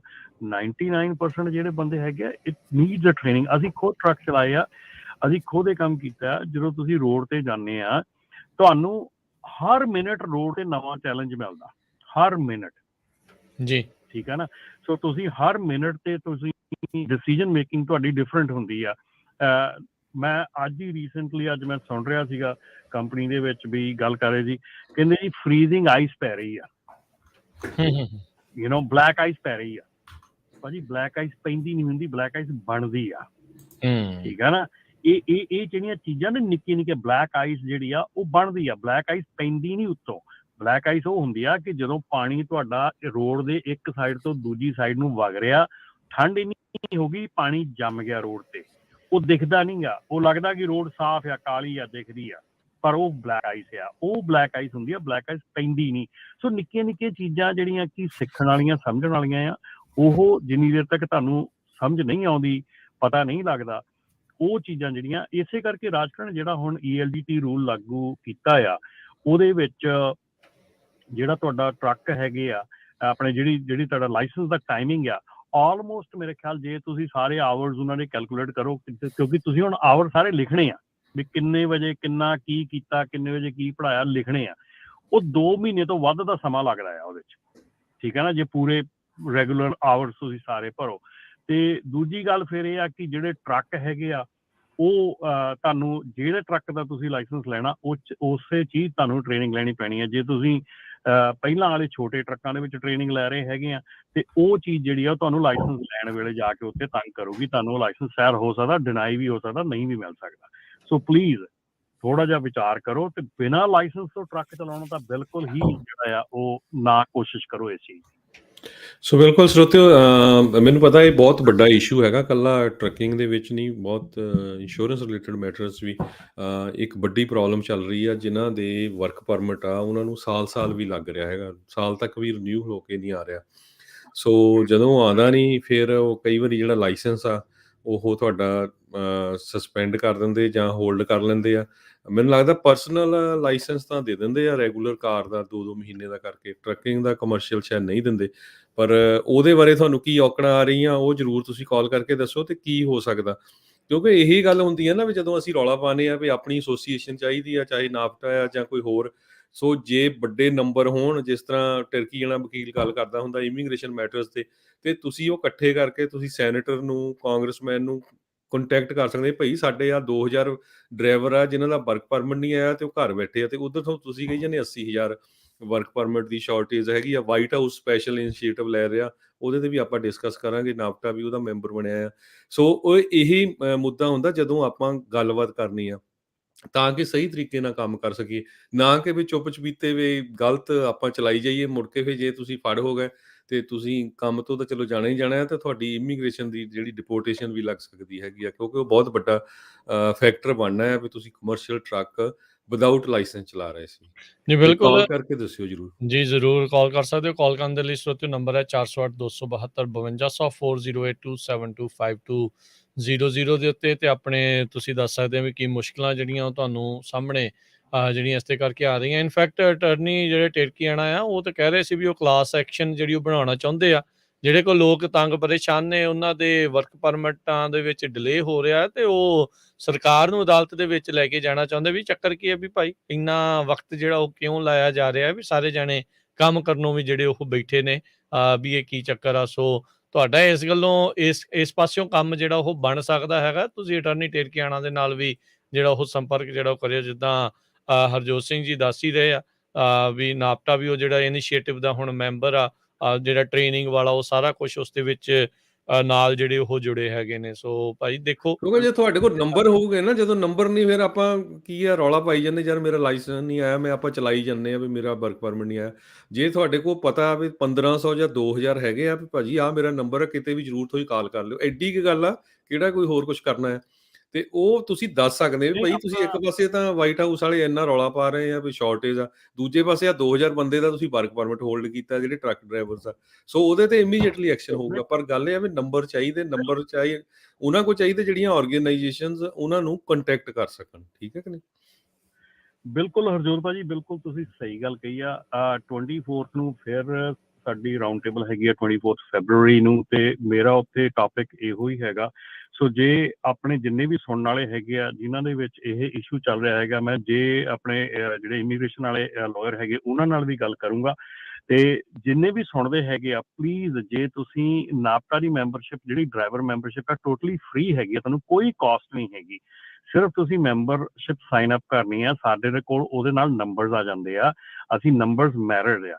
ਜਦੋਂ ਜਿੱਦਾਂ ਹਰਜੋਤ ਭਾਜੀ ਨੇ ਕਿਹਾ ਕਿ ਨੰਬਰਸ ਜਿਹੜੇ ਆ ਉਹ ਕਾਊਂਟ ਕਰਦੇ ਆ। ਔਰ ਆਹ ਜਿਹੜਾ ਬੜਾ ਵਧੀਆ ਟੌਪਿਕ ਜਿਹੜਾ ਦਿਮਾਗ ਦੇ ਵਿੱਚ ਆਇਆ ਹੈਗਾ, ਹਰਜੋਤ ਭਾਜੀ ਨੇ ਸੁਜੈਸਟ ਕੀਤਾ, ਮੈਂ ਡੈਫੀਨੇਟਲੀ ਇਹ ਵਾਅਦਾ ਕਰਦਾ ਕਿ ਜਿੰਨੀ ਵੱਧ ਨੰਬਰ ਦੇ ਵਿੱਚ ਤੁਸੀਂ ਸਾਈਨ ਅਪ ਕਰੋਗੇ, ਮੈਂਬਰਸ ਬਣੋਗੇ, ਤੇ ਅਸੀਂ ਇਹ ਆ ਕਿ ਅਸੀਂ ਜਦੋਂ ਮੀਟਿੰਗ 'ਚ ਬੈਠਦੇ ਹਾਂ ਉਦੋਂ ਡੈਫੀਨੇਟਲੀ ਇਹ ਮੁੱਦਾ ਚੁੱਕਿਆ ਜਾਊਗਾ, ਇਹਦੇ ਬਾਰੇ 'ਚ ਗੱਲ ਕੀਤੀ ਜਾਊਗੀ ਕਿ ਇੰਨੇ ਜਿਹੜੇ ਡਰਾਈਵਰਸ ਹੈਗੇ ਆ ਉਹ ਵਿਦਆਊਟ ਲਾਇਸੈਂਸ ਰਿਨਿਊਅਲ ਦੇ ਬੈਠੇ ਹੈਗੇ ਆ, ਐਂਡ ਉਹਨਾਂ ਨੂੰ ਕਿਉਂ ਨਹੀਂ ਇਹ ਦਿੱਤਾ ਜਾ ਰਿਹਾ ਨਾਲੇ ਰਮਨ ਜੀ ਇਹ ਆ ਵੀ ਐਕਸਪੀਰੀਅੰਸਡ ਹੈਗੇ ਆ, ਸੋ ਉਹਨਾਂ ਨੂੰ ਟ੍ਰੇਨ ਨਹੀਂ ਕਰਨਾ ਪੈਣਾ। ਸੋ ਇਹ ਕੋਈ ਐਡੀ ਨਹੀਂ ਹੁੰਦੀ। ਆਪਾਂ ਦੇਖੀਆਂ ਵੱਖ-ਵੱਖ ਫੀਲਡ ਦੇ ਵਿੱਚ ਜਿਹੜੀਆਂ ਅਥਾਰਟੀਜ਼ ਆ ਉਹ ਐਕਸੈਪਸ਼ਨ ਦਿੰਦੀਆਂ ਆ, ਐਂਡੋਰਸਮੈਂਟ ਲਾ ਦਿੰਦੀਆਂ ਆ ਵੀ ਹਾਂ ਠੀਕ ਹੈ ਜੀ ਤੁਸੀਂ ਆਪਾਂ ਐਂਡੋਰਸਮੈਂਟ ਲਾ ਦਾਂਗੇ, ਜੇ ਅਪਲਾਈ ਕਰ ਦਿੱਤਾ ਆ ਉਹੀ ਤੁਸੀਂ ਨਾਲ ਲਾ ਲਓ, ਅਟੈਚ ਕਰ ਲਓ, ਹਾਂ ਬਈ ਆਟੋਮੈਟਿਕਲੀ ਉਹਨਾਂ ਦਾ ਰਿਨਿਊ ਹੋਊਗਾ ਲਾਇਸੈਂਸ। ਉਦੋਂ ਤੱਕ ਕੁਛ ਨਾ ਕੁਛ ਤਾਂ ਮੈਨੂੰ ਲੱਗਦਾ ਵੀ ਉਹ ਬਹੁਤ ਜਲਦੀ ਐਕਟ ਕਰੂਗੇ, ਪਰ ਚਾਹੀਦੇ ਉਹਦੇ ਲਈ ਨੰਬਰ ਆ। ਜੀ ਜੀ, ਨੰਬਰ ਚਾਹੀਦੇ ਆ ਹਰਜੋਤ ਭਾਜੀ। ਜੇ ਨੰਬਰ ਨਹੀਂ ਹੈਗੇ ਕੁਝ ਕਾਊਂਟ ਨਹੀਂ ਹੁੰਦਾ, ਕੋਈ ਮੰਨਦਾ ਨਹੀਂ ਗਾ ਗੱਲ ਨੂੰ। ਸਿੰਪਲੀ ਜਦੋਂ ਗੱਲ ਹੁੰਦੀ ਆ ਉਦੋਂ ਫਸਟ ਪੁੱਛੀ ਜਾਂਦੀ ਹਾਊ ਮੈਨੀ ਆਰ ਦੇਅਰ, ਠੀਕ ਹੈ ਨਾ। ਇਹ ਗੱਲ ਮੈਨੂੰ ਪਤਾ ਕਿ ਮੈਨੂੰ ਇਹ ਕੁਐਸਚਨ ਪੁੱਛਿਆ ਜਾਣਾ ਕਿ ਜਦੋਂ ਮੈਂ ਇਹ ਕੁਐਸਚਨ ਚੱਕਿਆ ਵੀ ਆਹ ਚੀਜ਼ ਹੋ ਰਹੀ ਹੈ, then they going to ask me how many, ਠੀਕ ਹੈ ਨਾ। ਤੇ ਅੱਜ ਆਪਾਂ ਤੁਹਾਡੇ ਰੇਡੀਓ ਦੇ ਮਾਧਿਅਮ ਦੇ ਨਾਲ ਹੀ ਇਹ ਚੀਜ਼ ਆਪਾਂ ਕਹਿੰਦੇ ਆ ਕਿ ਤੁਸੀਂ ਜਿੰਨੇ ਵੱਧ ਤੋਂ ਵੱਧ ਹੈਗੇ ਆ ਮੈਂਬਰਸ਼ਿਪ ਸਾਈਨ ਕਰ ਸਕਦੇ ਆ gonapta.org ਦੇ ਜਾ ਕੇ, ਜਿੱਥੇ ਤੁਹਾਡਾ ਥੱਲੇ ਕਮੈਂਟ ਸੈਕਸ਼ਨ ਹੈ ਕਿ ਤੁਸੀਂ ਮੈਂਬਰਸ਼ਿਪ ਕਿਉਂ ਜੁਆਇਨ ਕਰ ਰਹੇ ਆ, ਉੱਥੇ ਤੁਸੀਂ ਪਲੀਜ਼ ਆਪਣਾ ਕਮੈਂਟ ਲਿਖ ਦਿਓ ਕਿ ਤੁਹਾਡਾ ਜਿਹੜਾ ਆ ਉਹ ਵਰਕ ਪਰਮਿਟ ਆ ਤੁਹਾਡਾ ਜਾਂ ਐਕਸਪਾਇਰ ਹੋ ਚੁੱਕਾ, ਜਾਂ ਤੁਸੀਂ ਘਰ ਬੈਠੇ, ਜਾਂ ਕੋਈ ਵੀ ਜਿਹੜਾ ਉੱਥੇ ਕਮੈਂਟ ਹੈ ਉਹ ਲਿਖ ਦਿਓ ਤਾਂ ਕਿ ਸਾਨੂੰ ਪਤਾ ਹੋਵੇ ਤੁਸੀਂ ਕਿਸ ਕੈਟਾਗਰੀ ਦੇ ਵਿੱਚ ਆ ਰਹੇ ਆ, ਕਿਸ ਲਈ ਆ ਰਹੇ ਆ। ਸੋ ਇਹ ਚੀਜ਼ ਪਲੀਜ਼ ਜੇ ਤੁਸੀਂ ਕਰ ਸਕਦੇ ਹੈਗੇ ਆ। ਨਾਲੇ ਪਤਾ ਕੀ ਆ ਰਮਨ ਜੀ, ਜਿਹੜੇ ਉਹ ਲੋਕ ਆ ਉਹਨਾਂ ਨੂੰ ਕੋਈ ਲੈਣਾ ਦੇਣਾ ਨਹੀਂ, ਇਮੀਗ੍ਰੇਸ਼ਨ ਦਾ ਕੋਈ ਪਤਾ ਨਹੀਂ। ਐਗਜ਼ਾਮਪਲ ਮੈਂ ਤੁਹਾਨੂੰ ਦਿੰਦਾ, ਜਿੱਦਾਂ ਕਵਰਡ ਕੈਲੀਫੋਰਨੀਆ ਅਸੀਂ ਕਰਦੇ ਆ, ਰਾਈਟ। ਸੋ ਸੇਮ ਸਿਚੁਏਸ਼ਨ ਆਉਂਦੀ, ਉਹਦੇ 'ਚ ਕੀ ਕਹਿੰਦੇ ਆ ਵੀ ਉਹ ਸਾਨੂੰ ਵਰਕ ਪਰਮਿਟ ਤੁਹਾਡਾ ਐਕਸਪਾਇਰ ਹੋ ਰਿਹਾ, ਅਸੀਂ ਕੱਟ ਦੇਣੀ ਆ, ਹਨਾ। ਸੋ ਮੇਰੀ ਉਹਨਾਂ ਦਾ ਜਿਹੜਾ ਇੱਕ ਸੀਨੀਅਰ ਵਾਈਸ ਪ੍ਰੈਜ਼ੀਡੈਂਟ ਆ ਉਹਦੇ ਨਾਲ ਗੱਲ ਹੋਈ ਵੀ ਯਾਰ ਆਹ ਤਾਂ ਬਿਗ ਪ੍ਰੋਬਲਮ ਆ ਪੰਜਾਬੀ ਕਮਿਊਨਿਟੀ 'ਚ, ਵੀ ਸਾਰਿਆਂ ਦੇ ਵਰਕ ਪਰਮਿਟ ਆ ਨਹੀਂ ਰਿਹਾ, ਤੁਸੀਂ ਤਾਂ ਅੱਧੇ ਬੰਦਿਆਂ ਦੀ ਇੰਸ਼ੋਰੈਂਸ ਕੱਟ ਦੋਗੇ। ਤੇ ਉਹ ਕਹਿੰਦਾ ਵੀ I never thought about it, ਮੈਨੂੰ ਤਾਂ ਪਤਾ ਹੀ ਨਹੀਂ ਵੀ ਇਹ ਇਸ਼ੂ ਵੀ ਹੈਗਾ। ਹੁਣ ਜਿਹੜਾ ਗੋਰਾ ਬੰਦਾ ਇੱਥੇ ਦਾ ਬੋਰਨ ਆ ਉਹਨੂੰ ਇਮੀਗ੍ਰੇਸ਼ਨ ਦਾ ਕੀ ਪਤਾ ਵੀ ਕਿੱਦਾਂ ਕੀ ਸਿਚੁਏਸ਼ਨ, ਰਾਈਟ। ਸੋ ਉਹ ਕਹਿੰਦਾ ਠੀਕ ਆ ਵੀ ਆਪਾਂ ਇਹਦੇ ਤੇ ਇੱਕ ਸਰਕੂਲਰ ਜਾਰੀ ਕਰਕੇ ਮੈਂ ਸਾਰਿਆਂ ਦਾ, ਕਿਉਂਕਿ ਉਹਨਾਂ ਕੋਲ ਤਾਂ ਰੈਕਡ ਹੁੰਦਾ ਕਿ ਇਹਦਾ ਕਦੋਂ ਐਕਸਪਾਇਰ ਹੋਣਾ, ਚੈੱਕ ਕਰਦੇ ਆ ਵੀ ਕਿੰਨੇ ਹਜ਼ਾਰ ਆ ਕੀ ਆ, ਉਹ 'ਚ ਕੋਈ ਐਕਸੈਪਸ਼ਨ ਲੈਂਦੇ ਆ। ਸੋ ਜੇ ਸਾਡੇ ਕੋਲ ਫਿਗਰਸ ਹੋਊਗੇ ਤੁਸੀਂ ਦੱਸ ਸਕਦੇ ਆ, ਹਨਾ। ਤੇ ਨਾਲੇ ਆਪਾਂ ਗਲਤ ਕੰਮ ਕਾਹਦੇ ਕਰਨਾ ਜੇ ਸਹੀ ਹੋ ਸਕਦਾ ਹੋਵੇ, ਰਾਈਟ। ਜੀ ਜੀ, ਨਾਲੇ ਤੁਹਾਡੇ ਕੋਲ ਅਧਿਕਾਰ ਹੈਗਾ, ਰਾਈਟ ਹੈਗਾ ਆ, ਤੁਸੀਂ ਕਹਿ ਸਕਦੇ ਆ, ਬੋਲ ਸਕਦੇ ਆ, ਕਿਉਂਕਿ ਤੁਸੀਂ ਇਹ 'ਚ ਚੋਰੀ ਥੋੜੀ ਕੋਈ ਕਰ ਰਹੇ ਆ। ਇਹ ਤਾਂ ਉਹਨਾਂ ਦੀ ਡਿਲੇ ਦੇ ਕਰਕੇ ਤੁਹਾਡਾ ਜਿਹੜਾ ਤੁਹਾਨੂੰ ਵੇਟ ਕਰਨੀ ਪੈ ਰਹੀ ਹੈਗੀ ਆ। ਸੋ ਇਹਦੇ ਵਿੱਚ ਤੁਸੀਂ ਥੋੜੀ ਆਪਣੇ ਵੱਲੋਂ ਕੋਈ ਪ੍ਰੋਬਲਮ ਕਰ ਰਹੇ। ਪ੍ਰੋਬਲਮ ਤੁਸੀਂ ਆਪਣੇ ਪੈਰ ਤੇ ਕੁਹਾੜੀ ਆਪ ਮਾਰ ਰਹੇ ਹੋ ਜਦੋਂ ਤੁਸੀਂ ਵਿਦਆਊਟ ਲਾਇਸੈਂਸ ਜੇ ਚਲਾਉਣ ਲੱਗ ਗਏ। ਹੁਣ ਤਾਂ ਤੁਹਾਡੇ ਕੋਲ ਹੈਗਾ ਆ, ਕਹਿ ਸਕਦੇ ਆ ਵੀ ਭਾਈ ਅਸੀਂ ਕੀ ਕਰੀਏ, ਤੇ ਬਾਅਦ ਦੇ ਵਿੱਚ ਜੇ ਫੜ ਹੋ ਗਏ ਤੇ ਫਿਰ ਕਹਿਣਾ ਵੀ ਤੁਹਾਨੂੰ ਪਤਾ ਸੀਗਾ, ਤੁਸੀਂ ਤਾਂ ਵੀ ਏਦਾਂ ਕੀਤਾ ਆ। ਸੋ ਭਾਈ ਧਿਆਨ ਦੇ ਨਾਲ ਜਿਹੜਾ ਆ ਤੇ ਇਕੱਠੇ ਹੋਵੋ। ਜਿਹੜੀ ਬਿਲਕੁਲ ਜਿਹੜੀ ਸਿਚੁਏਸ਼ਨ ਹੈਗੀ ਆ ਇਸ ਵੇਲੇ, ਜਿਹੜੀ ਆਪਾਂ ਪਹਿਲਾਂ ਵੀ ਗੱਲ ਕਰ ਰਹੇ ਸੀਗੇ, ਆਫ ਏਅਰ ਵੀ ਗੱਲ ਕੀਤੀ ਸੀਗੀ, ਸਿਚੁਏਸ਼ਨ ਬੜੀ ਕੰਪਲੀਟਲੀ ਪ੍ਰੋਬਲਮੈਟਿਕ ਹੁੰਦੀ ਜਾ ਰਹੀ ਆ ਕਿਉਂਕਿ ਰੇਟਸ ਬਹੁਤ ਡ੍ਰੌਪ ਹੋ ਰਹੇ ਆ। ਇਸ ਵੇਲੇ ਪਿਛਲਾ ਪੂਰਾ ਆਲਮੋਸਟ 4 ਹਫ਼ਤੇ ਉਹ ਚੱਲੇ ਆ, ਜਿਹੜੇ ਸਪੌਟ ਰੇਟਸ ਹੈਗੇ ਆ ਉਹ ਬਹੁਤ ਲੋ ਚੱਲ ਰਹੇ ਹੈਗੇ ਆ। ਔਰ ਉਹਦੇ ਕਰਕੇ ਜੇ ਤੁਹਾਡਾ ਲਾਇਸੈਂਸ ਜਾਂ ਤੁਸੀਂ ਟਰੱਕ ਲਿਆ ਹੈਗਾ ਔਰ ਲਾਇਸੈਂਸ ਇਸ ਰੀਜ਼ਨ ਕਰਕੇ ਕੈਂਸਲ ਹੋਇਆ ਹੈਗਾ, ਤਾਂ ਡੈਫੀਨੇਟਲੀ ਇਟਸ ਬਹੁਤ ਵੱਡੀ ਸਿਚੁਏਸ਼ਨ ਹੈਗੀ ਆ, ਕਿਉਂਕਿ ਰੇਟਸ ਡ੍ਰੌਪ ਹੋਣ ਦੇ ਨਾਲ ਜਿਹੜੀਆਂ ਖਰਚੇ ਨਹੀਂ ਡ੍ਰੌਪ ਹੋ ਰਹੇ ਨਾ। ਆਪਾਂ ਜਿਹੜੀ ਚੀਜ਼ ਪਿਛਲਾ ਆਪਾਂ 6-7-8 ਮਹੀਨੇ ਹੋ ਚੱਲੇ ਆਪਾਂ ਨੂੰ ਇਹ ਰੌਲਾ ਪਾਉਂਦਿਆਂ ਨੂੰ ਕਿ ਡੋਂਟ ਡੂ ਦੈਟ, ਹਨਾ। ਜਿਹੜੀ ਚੀਜ਼ ਸਿਚੁਏਸ਼ਨ ਚੱਲ ਰਹੀ ਹੈ, ਜਿਹੜੀ ਕੰਮ ਕਰ ਰਹੇ ਡੋਂਟ ਡੂ ਦੈਟ, ਹੁਣ ਉਹ ਚੀਜ਼ਾਂ ਜਿਹੜੀਆਂ ਆ ਉਹ ਅਸਰ ਦਿਖਾਉਣ ਲੱਗ ਗਈਆਂ। ਹੁਣ ਆ ਪੂਰਾ 1 ਮਹੀਨਾ ਜਿਹੜਾ ਆ ਉਹ ਰੇਟਸ ਜਿਹੜੇ ਆ ਕਾਫੀ ਡਾਵਾਂਡੋਲ ਰਹੇ ਆ। ਲੋਡ ਘਟੇ ਆ, ਰੇਟਸ ਘਟੇ ਆ। ਸੋ ਇਹ ਜਿਹੜਾ ਇਦਾਂ ਦਾ ਸਿਸਟਮ ਹੈਗਾ, ਇਦਾਂ ਦਾ ਮਾਦਾ ਹੈਗਾ, ਇਹ ਅੱਗੇ ਚੱਲ ਕੇ ਜਿਹੜਾ ਇਹ ਕਾਫੀ ਜਿਹੜਾ ਆ ਨੈਗੇਟਿਵ ਅਸਰ ਜਿਹੜਾ ਆ ਉਹ ਪਊਗਾ ਮਾਰਕੀਟ ਦੇ। ਜੀ ਜੀ ਬਿਲਕੁਲ। ਸੋ ਰਮਨ ਜੀ, ਹੁਣ ਜਿੱਦਾਂ ਆਪਾਂ ਦੇਖ ਰਹੇ ਹਾਂ, ਤੁਸੀਂ ਇਹ ਗੱਲ ਕੀਤੀ ਹੈ ਵੀ ਸਪੌਟ ਰੇਟ ਤਕਰੀਬਨ 1 ਮਹੀਨੇ ਤੋਂ ਥੱਲੇ ਆਏ ਆ।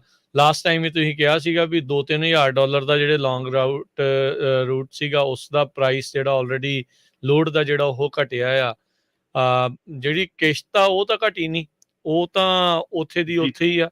ਉਹ 17-18% ਤੇ ਜਿਹੜਾ ਲਿਆ ਆ ਟਰੱਕ, ਉਹਦੀ ਉਦਾਂ ਹੀ ਜਿਹੜੀ ਉਹ ਜਾਣੀ ਹੈਗੀ ਆ।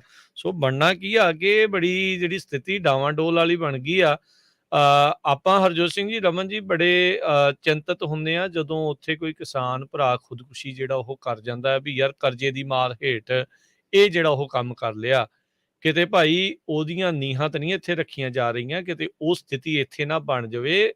ਸੋ ਪਹਿਲਾਂ ਹੀ ਭਾਈ ਧਿਆਨ ਦੇ ਨਾਲ ਕਰੋ। ਜੋ ਰੇਟ ਅੱਜ ਹੈਗੇ ਆ ਉਹ ਜ਼ਰੂਰੀ ਨਹੀਂ ਆ ਵੀ ਅੱਗੇ ਰਹਿਣੇ ਆ। ਮਹੀਨੇ ਦੇ ਵਿੱਚ ਆਲਰੇਡੀ ਕਿੰਨੇ ਘਟ ਗਏ ਆ, ਅਗਲੇ ਮਹੀਨੇ ਨੂੰ ਕੀ ਹੋਣਾ ਕੋਈ ਕਹਿ ਨਹੀਂ ਸਕਦਾ। ਪਾਣੀ ਦੀ ਮਾਰ ਪਹਿਲਾਂ ਹੀ ਆ, ਪਾਣੀ ਦੀ ਘਾਟ ਹੈਗੀ ਆ, ਪ੍ਰੋਡਿਊਸ ਪਤਾ ਨਹੀਂ ਅਗਲੀ ਦੀ ਕਿੱਦਾਂ ਦਾ ਜਿਹੜਾ ਉਹ ਹੋਣਾ ਆ। ਉਹ ਬੜੀ ਜਿਹੜੀ ਇੱਕ ਸਥਿਤੀ ਜਿਹੜੀ ਉਹ ਰਹਿੰਦੀ ਆ। ਸੋ ਕਰਨਾ ਕੀ ਆ, ਹੋਣਾ ਕੀ ਆ, ਸੋਚ ਸਮਝ ਕੇ ਠੰਡੇ ਦਿਮਾਗ ਦੇ ਨਾਲ। ਸਿਆਣੇ ਕਹਿੰਦੇ ਹੁੰਦੇ ਆ ਵੀ ਕੰਧ ਨਾਲ ਵੀ ਸਲਾਹ ਕਰ ਲੈਣੀ ਚਾਹੀਦੀ। ਉਹਦਾ ਮਤਲਬ ਇਹੀ ਹੁੰਦਾ ਵੀ ਇੱਕ ਦੋ ਵਾਰੀ ਕਿਹੜੀ ਗੱਲ ਆ ਨਾ ਉਹਨੂੰ ਪੁੱਛ ਲੈਣਾ ਚਾਹੀਦਾ, ਆਪ ਹੀ ਗੱਲ ਕਰ ਲੈਣੀ ਚਾਹੀਦੀ ਵੀ ਮੈਂ ਫੈਸਲਾ ਸਹੀ ਵੀ ਕਰ ਰਿਹਾ ਕਿ ਨਹੀਂ।